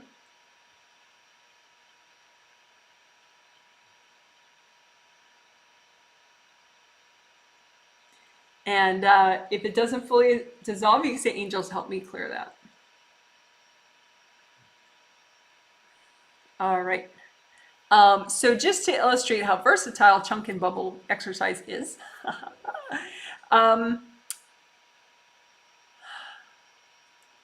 because you can do chunk and bubble for anything, just like you could do blanket exercise for anything, you could do stacking and clearing for anything. You know, any of these clearing exercises you can do for anything, any issue that you're working on. But let's do it for anything that any unprocessed stress that's really holding back your growth in life. So you don't have to know what it's about, right? There's just a chunk, a workable, healthy and gentle chunk of stress, unprocessed stress that's really holding you back in life, holding back your growth and your progress. And just imagine that chunk, okay? It's healthy and gentle. You can have your angels double check it. Angels double check it. And then make a big tub of gold light that's bigger than that and dunk your chunk. And just let your chunk go in the gold light, gold water, and dissolve. And the bubbles come up, the gold bubbles of wisdom come up and you get them. And so that's nice. Just relax as the bubbles come up, your wisdom bubbles. And just let the chunk dissolve in the gold water. So you're letting the pain dissolve, all the yucky stuff. And then more gold bubbles come up and you get more wisdom subconsciously.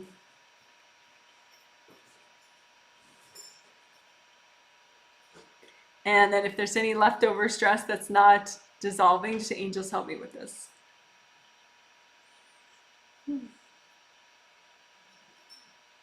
And you can do a chunk, you could keep doing different chunks. It's totally fun.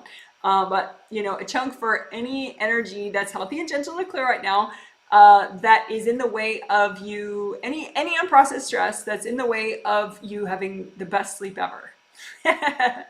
Okay? And make a big cold tub, a gold water tub that's bigger than your chunk, and dunk your chunk. And you can hold it down, or you can make gold clamps to clamp it down. So you can do hands-free chunk dunking.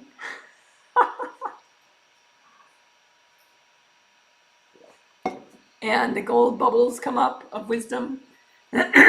So because that's how you fully process these experiences, is you get the wisdom from them. So then your spirit can fully let go. So just let the gold bubbles come to you of your wisdom, and let the chunk dissolve in the gold light, in the gold water.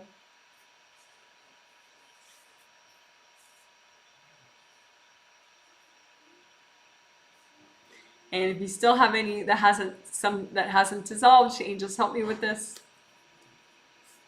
And so I hope that makes sense. Hope that was a good assortment. And as you can definitely do it for anything, any issue that you have, any goal that you have.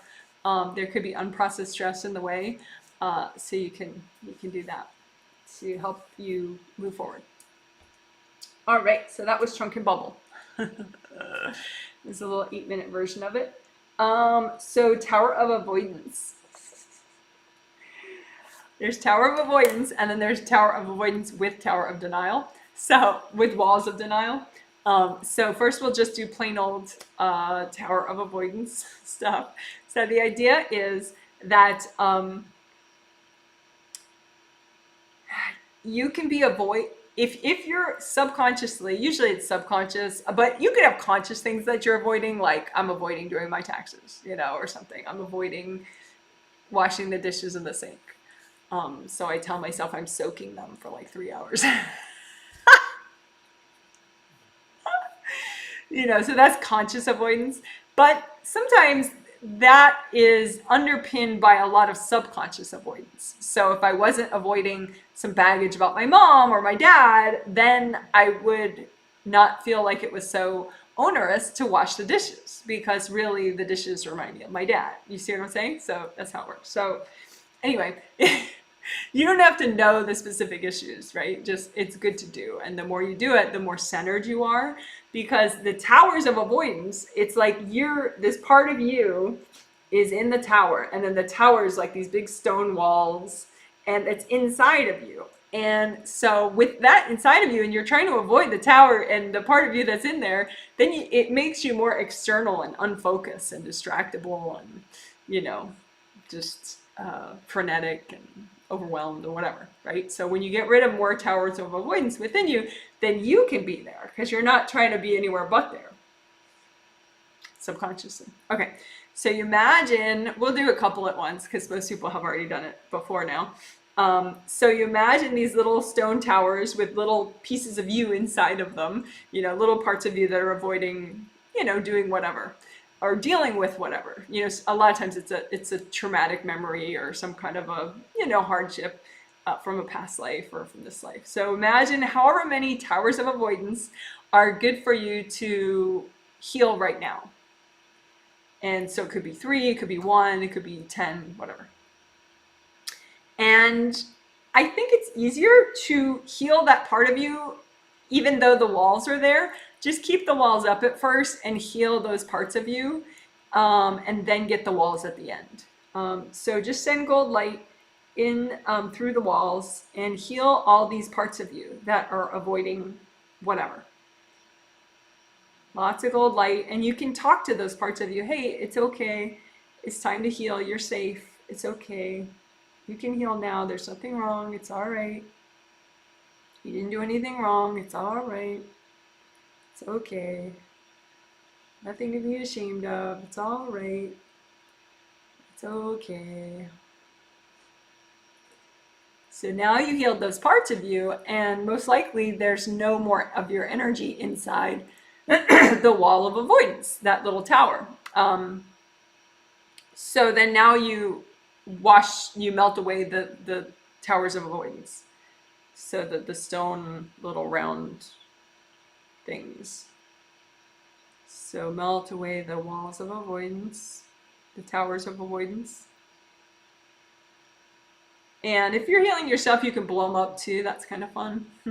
Or you could reduce them all into one little chunk and go, angels, here you go. That's very fun too. I like that. Okay, and so that was just towers of avoidance. And that is good to do, for sure. But then there's towers of avoidance that you really need to work on and deal with, but you're in denial about it. But you don't know you're in denial, because that's the thing about denial. It covers up something from your own mind. So there is some denial that you still need because you're truly not ready to deal with something. But then there's maybe 80% of the denial, which is not bad. It's just old denial that should have sort of expired by now and vanished, but denial is kind of stubborn that way. And so there is some denial that you're really ready to clear the energy, because now you have good energy technique, you know how to ground, your aura is repaired, you're good, right? So what we can do is heal these parts of you in those towers. We can find those towers by hunting for this, we'll call it the unhealthy denial, right? The unhealthy denial is that 80% of the denial that is, it should have faded by now, but it didn't. Like, you're strong enough now, you know your grounding, you know your aura, you know how to clear energy, you take good care of yourself, hopefully, you know, so you don't need that denial. There's some you still need, but you don't need that. That's the unhealthy denial, right? So the walls of unhealthy denial around your towers of avoidance, okay? Because that's how you're going to find things that you didn't, even as you're doing the tower of avoidance exercise, you will accidentally not do certain towers because they're wrapped in denial. Okay, so look for the towers of avoidance that you have that are wrapped in unhealthy denial. So it's denial you don't need anymore. You're totally strong enough to do it. Just hunt for the towers that are wrapped in unhealthy denial. You're totally strong enough to do them right now. Wouldn't be too much. And say, angels, double check all this. Make sure that it's good for me to work on.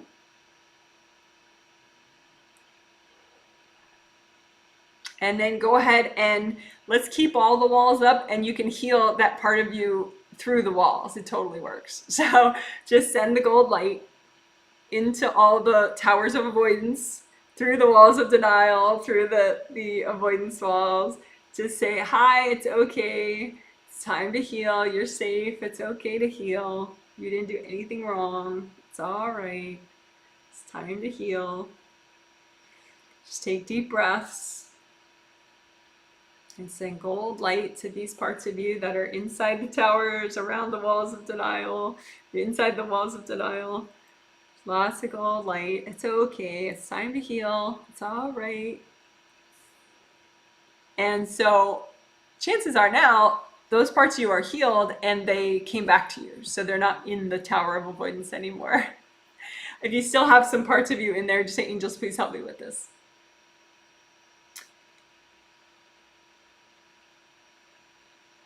And then we can go ahead and melt away the walls, the towers of avoidance and the walls of denial, because the part of you that was traumatized is totally healed and fine and gone from there anyway. So you can blow them up too. You could like reduce them in size and give them to your angels. Angels, here you go. If you prefer, you can blow them up, or if you prefer, you can just run gold light through them until they melt.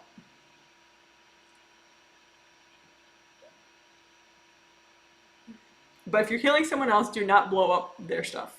Just use gold light or hand it to the angels. Because it's too bossy. So if you have anything left over, say, angels, can you help me with this?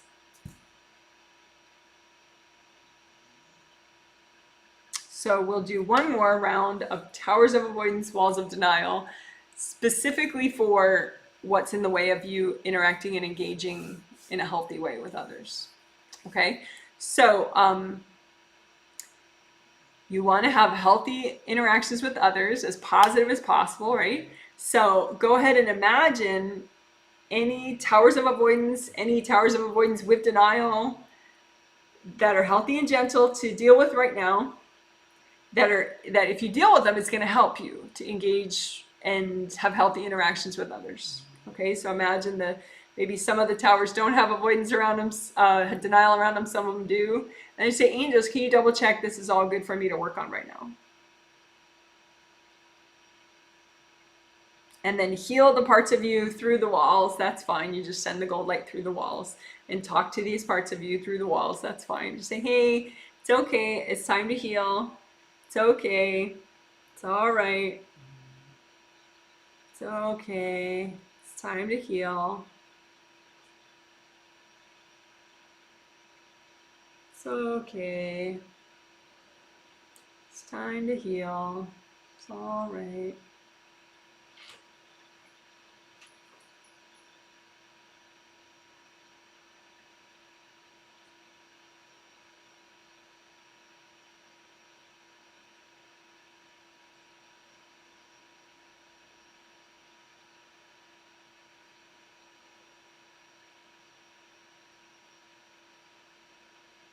So chances are now, those parts of you that were in the towers and in the walls of denial is all melted away now. If it's not, there are little parts of you still in there. Just say, angels, help me with this. And then now you can melt the towers of avoidance and the walls of denial around them. Or you can just put them all into one big lump and go, angels, here you go. Or you can melt them with gold light.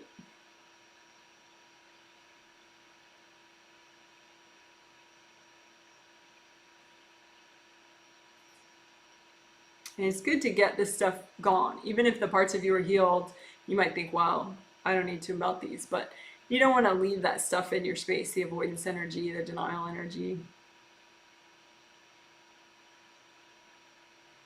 And if any of it's still left over, just say, angels, please help me with this. All right, good job. So that was about 11 minutes, I think, for Tower of Avoidance and Walls of Denial. So now we get to do one that's super upbeat, happy mushroom exercise. I don't have the mushrooms with me. They're in the fridge. So we'll do it without my visual aids this time, but you can imagine a happy mushroom. Someone's commenting a lot. If you could just calm down and don't keep telepathing and don't keep putting comments. I mean, it's nice for people to comment once or twice, but beyond that, you're probably stuck on some energy and you may be loudly telepathing me, which is distracting. So just kind of heal your throat chakra, just relax and stop chatting. Just calm down. It's okay. All right. So happy mushroom exercise. So cute. Okay, so the idea with happy mushroom is you're a happy mushroom.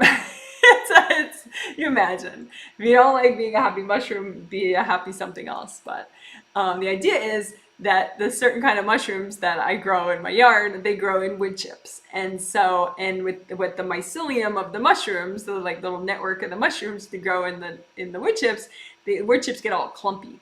And so in this metaphor of it being about human interaction with others, sometimes you as a happy mushroom, you want to communicate with other mushrooms, but some of your baggage from past lives or from this life can come up and get in the way. So you imagine a mushroom and then just some of the wood chips just kind of formed a wall in front of you.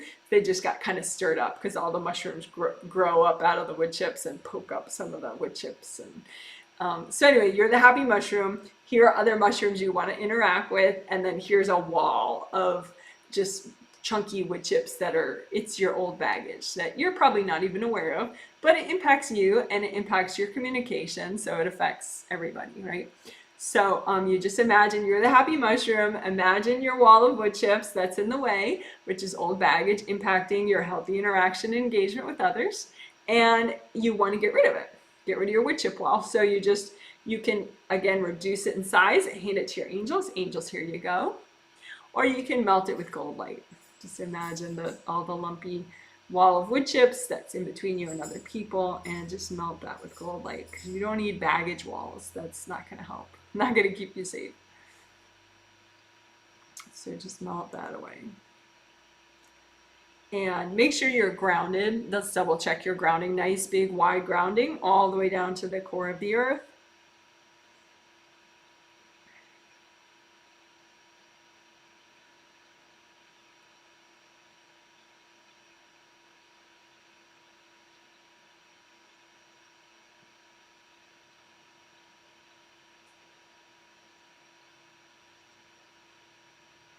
All right. And again, happy mushroom exercise. So imagine you as the mushroom. You're a happy mushroom. You want to communicate with other mushrooms. Some are happy, some are not happy, right?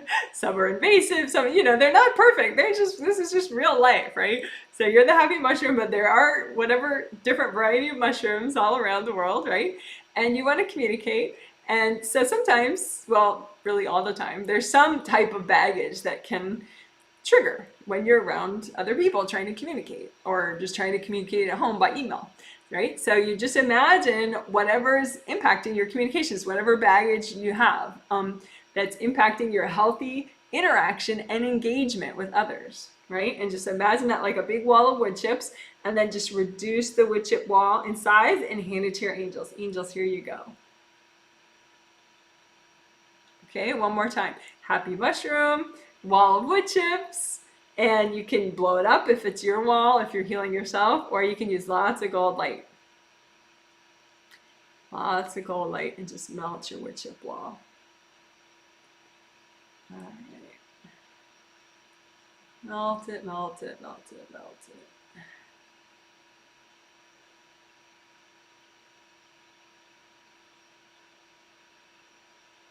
There we go. And if it's not going away, say, angels, please help me with this. Okay, one more time. Happy mushrooms, your wall of wood chips that comes in between you and your healthiest interaction and engagement with others. And what I didn't mention is every once in a while you can have some invasive beings that are wrapped up in the wall of wood chips making trouble. So you can just say, angels, if there are any invasive beings messing with my healthy interaction with others and in this wall of wood chips here, can you please recycle them? Any beings or being tunnels, please recycle them. And then you just let your angels do that.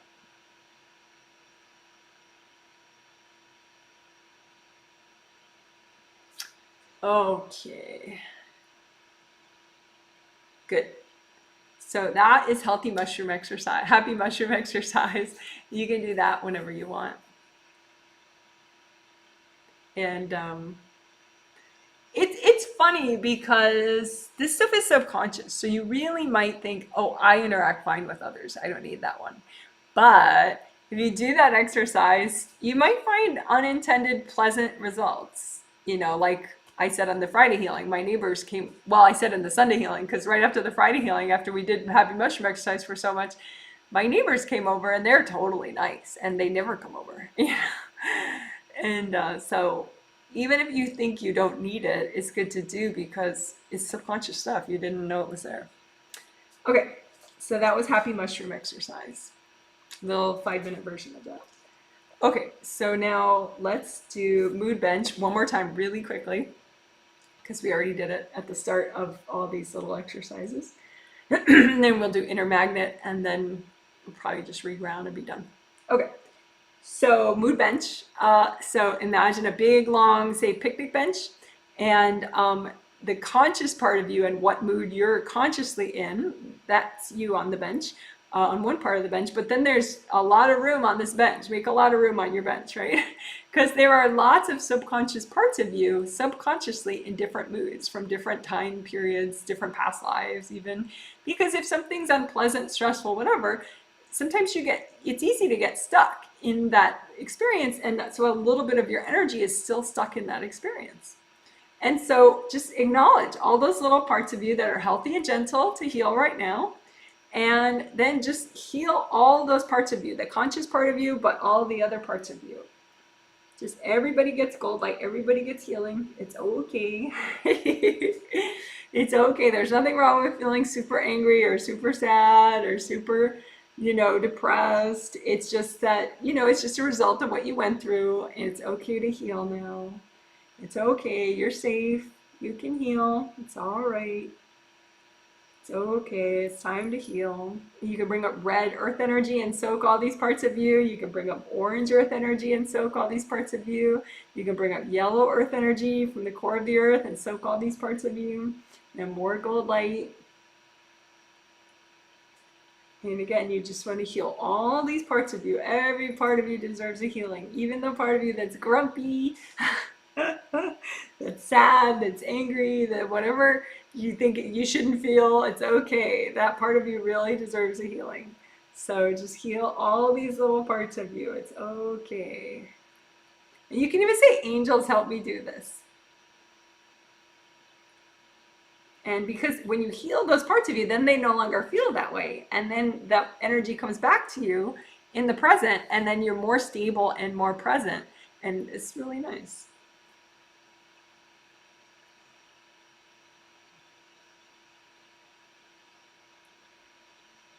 Okay, so hopefully now it's just you on the bench, but if there's still little parts of you, just say, angels, help me with this. You can also say, angels, help me to do this exercise as much as I need to. All right. And part of the reason that mood bench is so relevant for this theme, healthy interaction and engagement with others, is that these parts of you that you're not conscious of that have different moods, you're not conscious of them, but other people can be perfectly conscious of them. So they can be, or they can be influencing them subconsciously. So for example, those angry parts of you can be insulting people that you're trying to interact with. And so they can feel like it's an unpleasant interaction, even though they don't quite know why. And so that can kind of get you in trouble. Or, parts of you that are like, everyone should go away, can be pushing away really nice experiences with really nice people. So it's good to heal all those parts of you. It can really benefit you in many ways. Okay, so then inner magnet exercise, which also helps with healthy interaction and engagement with others, also love life, also, new jobs, all sorts of manifesting. Inner magnet is you imagine a part of you that attracts things into your life. So it's sort of like an aspect of your manifesting. And so you can imagine it like a magnet, like a brick magnet or a brick style block that's magnetized, or a U-shaped magnet, whatever amuses you. So you imagine it's your inner magnet, okay? And imagine what rainbow color would it be if it were to attract what is really healthy for you, like healthy as far as interaction, engagement with others, good jobs, good good love life, all that good stuff. You know, what rainbow color would your magnet be then if it were really ideal for what you need? And so that's just a point of information, like, aha, it should, you know, ideally it should be blue, or ideally it should be red with gold sparkles, or ideally it should be, you know, purple with gold sparkles, or whatever. Like, that's what you have seen or intuited that is best for you. And then now see the way your inner magnet really is. And maybe it's just all black, or maybe it's black with a little bit of that color that you saw that you needed, or whatever. You know, it's all white with a little color. A little rainbow color. So then just go ahead and start healing this inner magnet. Lots of gold light. You can bring up earth energy at really whatever color you want, because it's straight into your inner magnet. So earth energy, gold light. Red earth energy is always a safe bet. Gold light. Lots of gold light. And again, we're healing your inner magnet. So that, because we don't want old pain or other people's energy in here influencing what you attract into your life. You don't want to attract negative situations to you unnecessarily, right? So just heal all the yucky stuff out of here. So it's just the stronger, lighter, more joyful part of you that is attracting what you need in your life. And again, we want to heal the other parts of you. We don't want to deny them, you know, but we don't need them stuck in your inner magnet. So just lots of gold light and wash out your inner magnet. So it's just representing the strongest, most whole, most positive part of you and what you need. You don't have to overthink it. I just overthought it kind of when I was saying all that. Just use gold light. It works. And also something I noticed is you can melt cords that were going into your inner magnet or are going into your inner magnet from other people, and just melt the cords. And that helps to make it more the ideal color. So melt away cords from other people going into your inner magnet.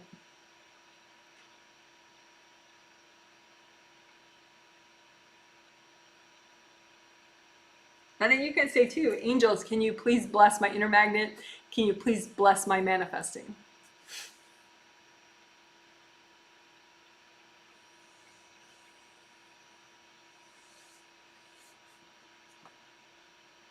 All right.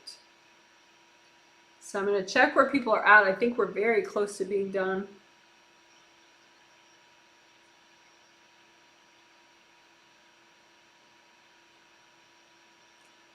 Make sure your grounding is nice and wide. A couple people, their grounding got narrow again. We did do on Sunday, I don't think we're going to redo it much, but maybe for a second.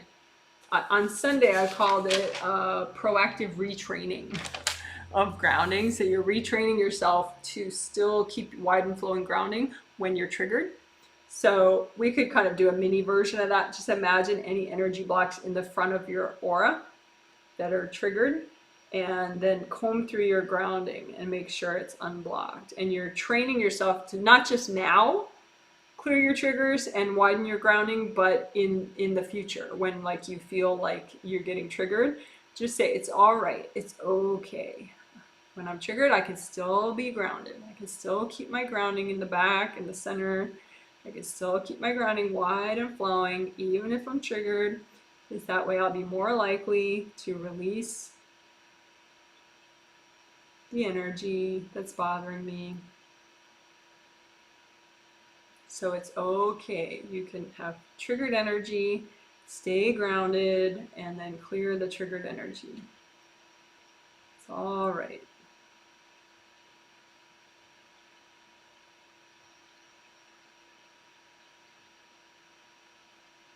And then go ahead and redo your gold buffer zones. I didn't say that out loud at all yet.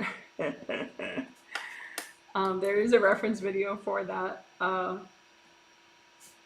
It's 18 minutes long. I'll link it in the summary in the comment section within a day. Then a day there'll be a healing summary with a comment, with a timestamp link, so you can bounce around to a certain section of the healing if you want.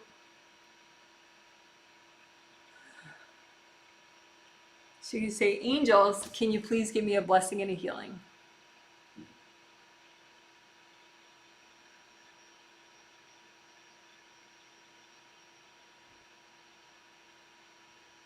All right. Good job. You did it. So in that healing, we redid the 5 new techniques from this set, which could have been spread out into a bunch of triplet sets. They're so big. And we also did good karma window stuff. We did manifestation wing, the part of that where you get pressure off them. A lot of sticky gold wax. So cool. Great job. So I'm just going to go through a few of the comments. If you have a comment about how the healing was for you, if you wanted to comment about any part of the healing, that's sometimes that's interesting to hear. If you want, you can give context, like I healed you, or you just healed yourself only, or both. So I'm going to just take a few minutes and go through comments. If you have any question about something I said in the healing, I could, if it's quick enough, I can answer it now. Otherwise, you can always comment under any video, and I'll post a reply to the comment within a week or two. And I do 2 Q&As a month, not today, but there will be a Q&A after the Sunday of the Healing Masterclass twin set. So that's June 20th, because the next 2 group healings is a pair of 2, June 20th and June 22nd, Sunday and Tuesday of 2021. So after the Sunday healing, June 20th, there will be a separate Q&A. And that one, the healing is about dad issues, deal with your dad issues. So the Q&A will be focused on dad issues. So if you have any questions about dad issues or dad issues, issues with male authority, issues with trusting, whatever, blah, blah, blah. Okay, so I'm looking forward to that. Good afternoon. Clear the sphere. I think you're talking about the edge of your aura. Did I say clear the sphere? Maybe I did. I don't know. Someone says, super needed this healing, triggered at work right now. Thanks, Janet. You're welcome. Someone says, man, that top bottom of aura work where we did sticky gold wax at the top and the bottom released a ton of pressure for me. Oh, good. Good. Someone says, really needed this. Well, good. Thank you for your feedback. Someone says, how can we tell the difference between energy blocks and hard objects when we use gold light energy to melt release, or when we use sticky gold wax with angel recycling help? Well, and when to use different clearing mechanisms. In my experience, the hard objects, it takes a lot more gold light to melt them.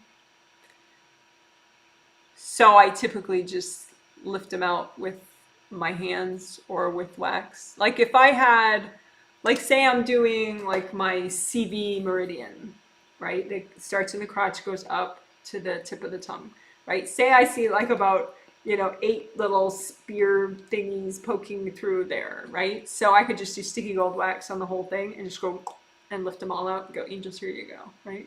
And then just lots of gold light there until they heal up. Sometimes there's a couple beings in the way, so you got to get rid of the being. Angels, please recycle any beings in the area, and then gold light will make it all heal up nicely. Energy blocks would be more within the CV meridian. If it's like I see a flow problem and it looks like clogs in the tube, and just gold light would do it. So there's no need to physically remove something like that. Although you can remove energy blocks like that. I mean, you just use your intuition. You're present enough to have pretty decent intuition. So yeah.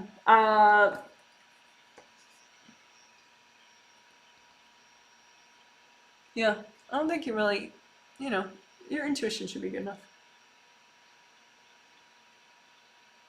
But yeah, gold light is usually enough to melt energy blocks. But sticky wax is fun because we just did that for the top and the bottom of the organ. It was like, whoa, cleared a lot.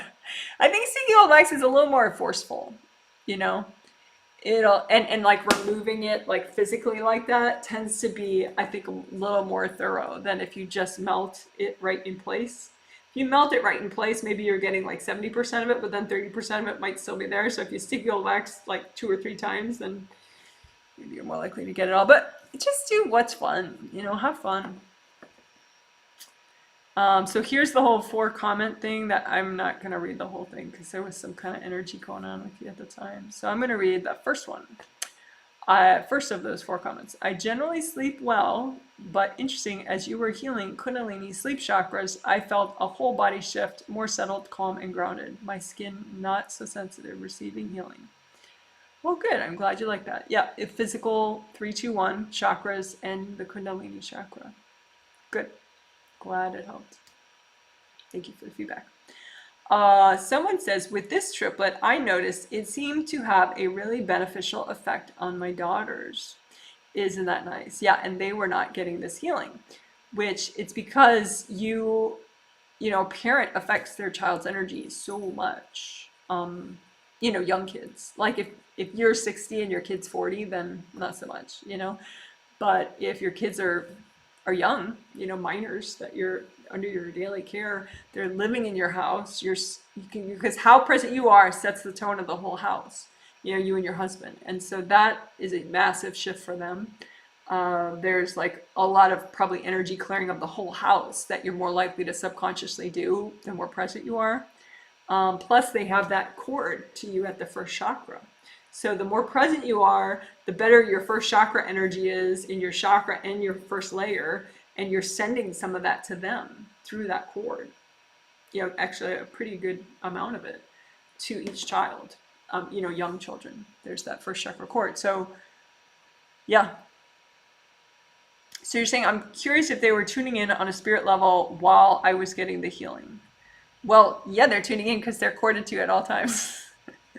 So yeah. I mean, kids observe their parents. Young kids observe their parents even more. But yeah, it's the first chakra cord. You're sending them first chakra energy whether you're present or not. So sometimes you're sending them a pretty, sometimes that's sort of the ultimate challenge with kids. Sometimes with pets too, it works that way. But you could be having a bad day and then you accidentally send some of that to your kid through that first chakra cord, and then they're having a bad day and then you're having a worse day because they're having a bad day. Yeah. So anyway, yeah. So I'm glad that it benefited your kids. It was because of the first chakra cord, and you're more present. You're getting actually into your first chakra now. So that really refines the energy that you're sending them. So good for you. They're very fortunate. Someone says, love the inner master. Wow, you're really the inner magnet exercise, maybe? Ah, yes, magnet technique. Thank you. You got it. Good. I'm glad you like it.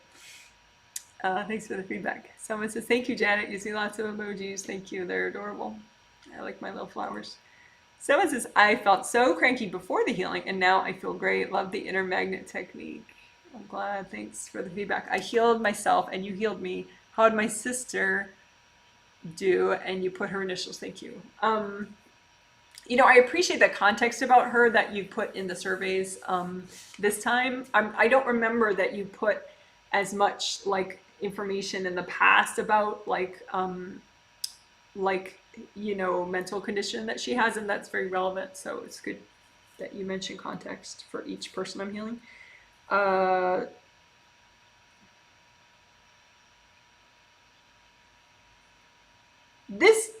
She's doing well with the healings. The thing that I noticed helped the most was the tower of avoidance with the avoidance wall, the denial walls. That I think is the biggest, and the chunk and bubble. Those are the biggest ones for her. that's the wild thing with that tower of avoidance with walls of denial. It's like you didn't know that it was even there. Avoidance, denial is so powerful. So there are a lot of people that have too much, that have, you know, this denial that's unhealthy. It should have aged out and faded out away, but it didn't. I mean, pretty much everyone has a bunch of that kind of denial, the unhealthy denial that should have expired out, but it didn't. And so unless we actually hunt for it. If you hunt for it, then it's pretty easy. It's like, oh, there it is. Okay, I found the walls of denial. You know, but if you don't force yourself to hunt for the walls of denial that are unhealthy, that and then have your angels double check so then you can deal with it, you never never deal with it. Like I don't even know what would, I mean, just be like someday eventually in some life. But anyway, so that's a big growth thing for her. And really probably everybody is to hunt for the walls of denial around the tower of avoidance. And then have angels double check so you know you're doing the ones that you're totally ready to do. So anyway, that was and the chunk and bubble, of course, she likes to. Someone took away their comment. Someone says, thanks for the healing. Feeling much better. Feeling a lot looser around the neck, shoulders, and more grounded. Oh, that's nice. I'm glad you're feeling better. I missed the beginning, but we'll listen again. How did husband and daughter do? Good. Good. Keep doing the park bench with your daughter. It's helping her. She doesn't... Part of it's a teenager thing. Part of it is her.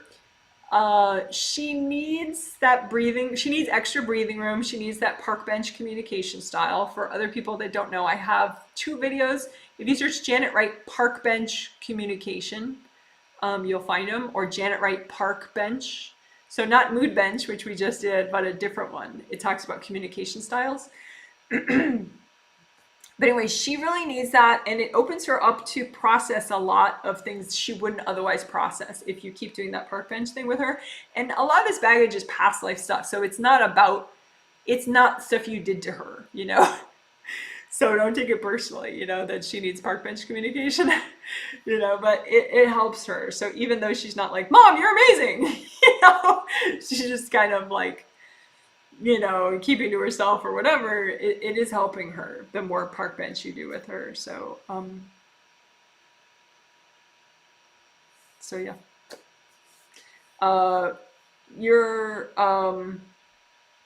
Yeah, there's a part 2 where we did stuff to benefit sleep specifically because of some of the stuff that was in your survey for your family.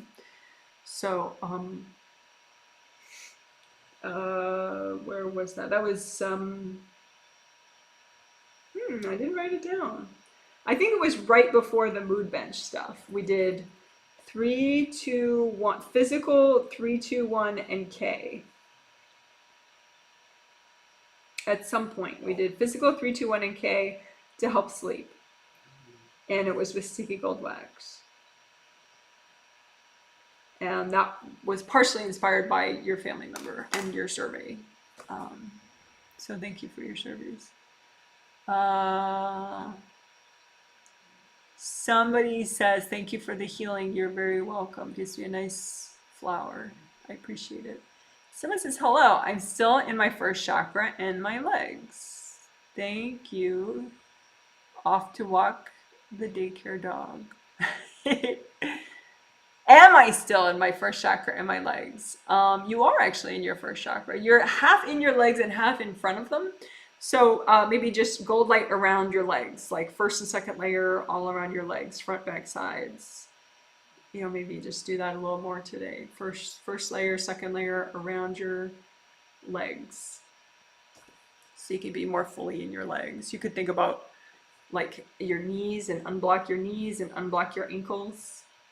So imagine your leg like a big tube, you know, and just unblock the insides of it at the knees and the ankles. But yes, you are in your first chakra right now, so go you. Good job. Someone says, thanks, Janet. You're welcome. Someone says, relief. After a 3-hour visit yesterday with my mother, I could not find relief. Now I feel so much better. I healed myself. Good for you. Lady Rockstar.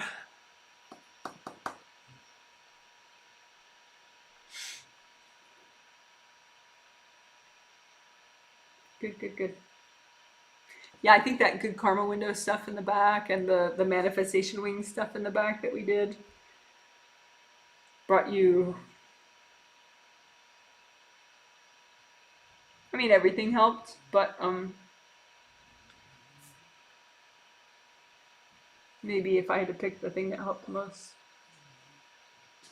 But chunk and bubble though really helped you too. I mean, everybody could do more chunk and bubble because it's like everybody has unprocessed stress from this, even just from last year, for God's sakes. But from past lives. So chunk and bubble. When in doubt, do chunk and bubble. So it says, thank you so much, Janet. I really felt a difference during the gold magnet exercise. I'm still, oh, the inner magnet. Yeah. I'm still having a tough time with my sister, and I feel like I just need to keep my distance from her for a while. Yeah, she has a lot of parts of her on her mood bench, uh, you could just keep reminding her to work with her angels because she forgets. She came in with a lot of past life stuff, so just remind her that hey, I know you've had a lot of hardship, but your angels can help. So validate the pain, validate that she's been through a lot as you remind her of her angels. So then she's more likely to kind of hear where you're coming from. But yeah, it's probably a good idea to give her lots of breathing room. You might want to watch those park bench videos for her too. I have those park bench communication videos. So like for when you do communicate with her, even on a spirit level, just do it park bench style. Someone says, thank you. Gives me a flower. Thank you. Someone says, thanks, Janet. I'm so grateful for this healing. Oh, good. Thank you. Someone says, thank you. You're welcome. Someone says, daughter and I were present during the entire session today, but both felt very sleepy about halfway through. Is this just us releasing?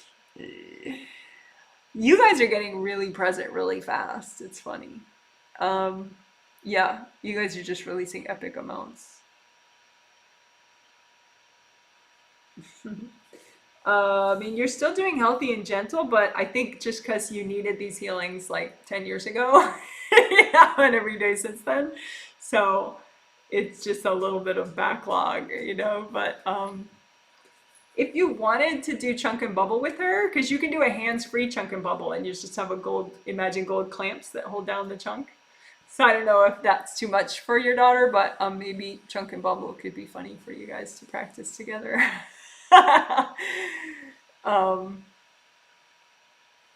But yeah, I think once again you guys look really nice and you're getting more vivid and you're releasing a lot. It's just a lot.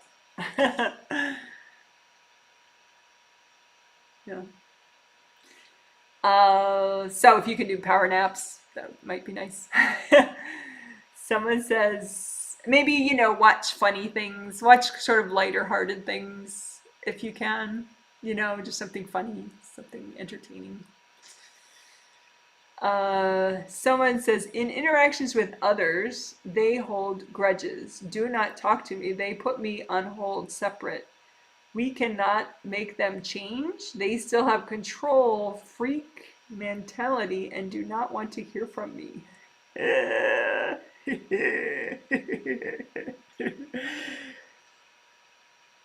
A couple things. Okay, don't hate me, but the thing is, like, I totally get where you're at, but if you're thinking that they're kind of a control freak, chances are part of you is screaming control freak at them, which is contributing to them not wanting to deal with you. You know what I mean? Like, do mood bench exercise.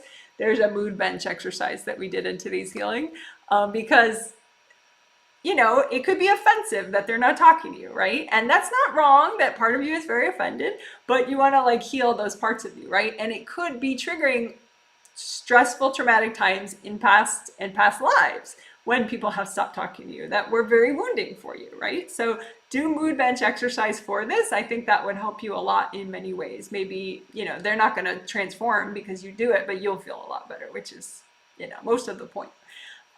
So mood bench exercise would be nice for you to do. people hold grudges because they have stuck heart chakra energy. So there are ways that you can help people with that. The question is, would they ever change enough to consciously change? There's less, I can't say that would be likely, but what I can say is I do have a video and a process where you're helping them. So at least on a spirit level, there's like a truce, so then they're not throwing energy at you anymore and attacking you on an energy level because of their resentment and their grudges. So, and that's very valuable, that at least on a spirit level, there would be peace in between you guys. So that's the first thing maybe is mood bends, just to make yourself feel better about everything. Just because that could be a real trigger for people that you were close to. Now they're kind of abandoning you and, whatever.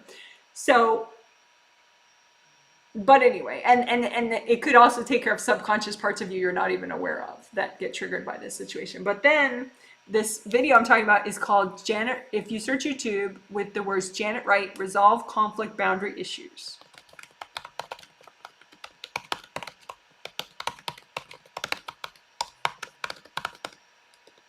Janet Wright, Resolve Conflict Boundary Issues. It's a 35-minute video, but it teaches you a process that then you could just learn and do really fast on your own later without the video in like a minute. So the thing is, people that are likely to get that stuck, they have a lot of other damage. So it's not just about their heart chakra damage. Like you and that person have aura damage. So you could learn aura repair for yourself, and you both have chakra damage. So you could learn chakra repair for yourself.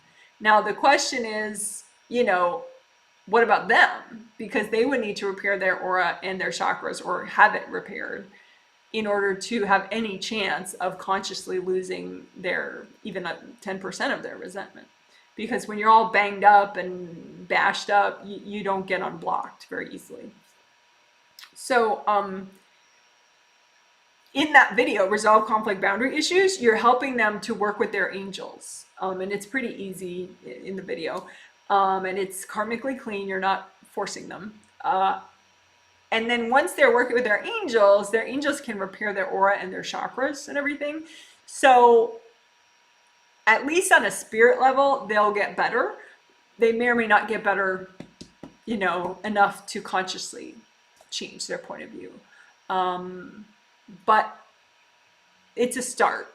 And that way you won't get punished anymore consciously, and you'll be clearing all your past life baggage about these types of situations, and you'll be able to move forward in a positive way. But you can check, do they still have aura damage? Do they still have chakra damage? Just because once you learn the process yourself of repairing your aura and repairing your chakras, then you can just, when you're centered, imagine their aura and see if it's all bashed in still.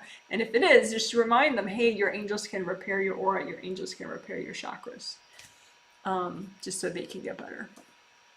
But will they consciously, be like they were before? It's possible. Is it probable? I don't know the situation, but if you look statistically, is it probable? No. Because a person like that, they're not going to get healings from me and, and be like, oh yes, I want my aura healed. I want my chakras repaired. La, la, la, la. They're going to just feel like, oh, this person's terrible, and they'll have a shit list and you're on it, and it's a lifetime membership, on their shit list. So, it just is what it is. A lot of times that person had chronic heart chakra blockages way before they got offended with you, and it was just other people on the shit list, and so you didn't really notice it so much because you weren't on it, but now you're on it too. I mean, that's the thing. People with shit lists, they have chronically blocked heart chakras, and the list just gets longer and longer and longer the longer they live, because when your heart chakra is blocked, you don't feel the gratitude, you don't feel the positive upside, you're more likely to feel resentful and cheated and whatever. So you may have the same experience as someone else has, but you internalize it much more differently. So that's that.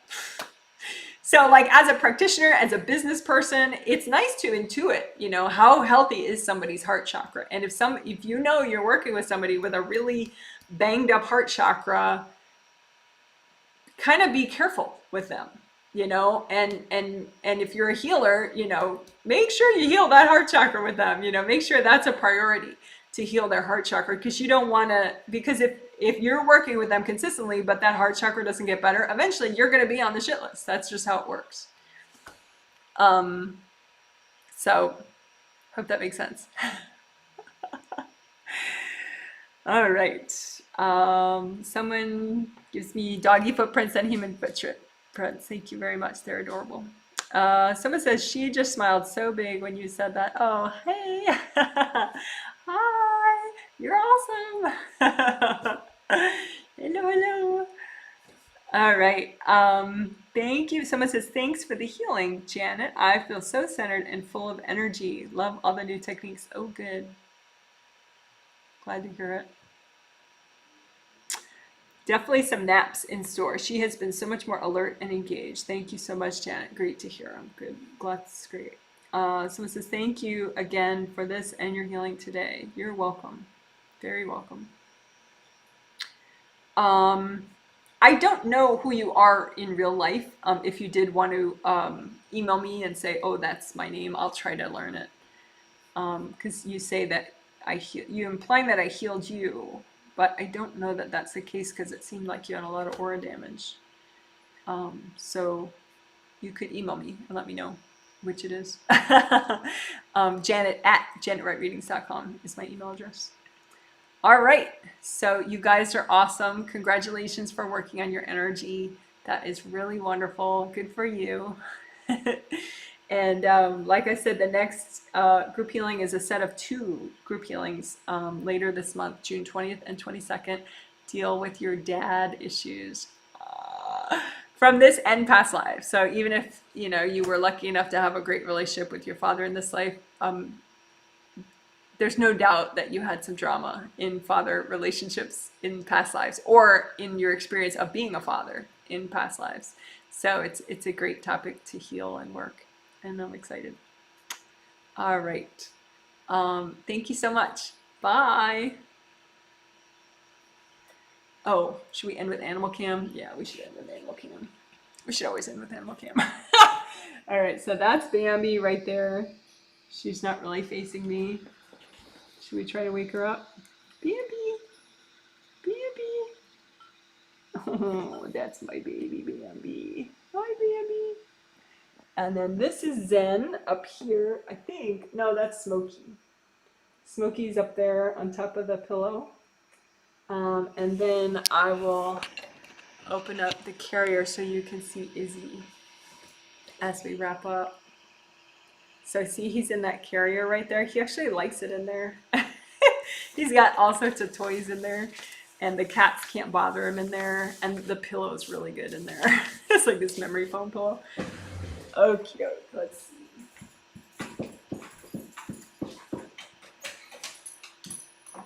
There you go. Hey, buddy boy.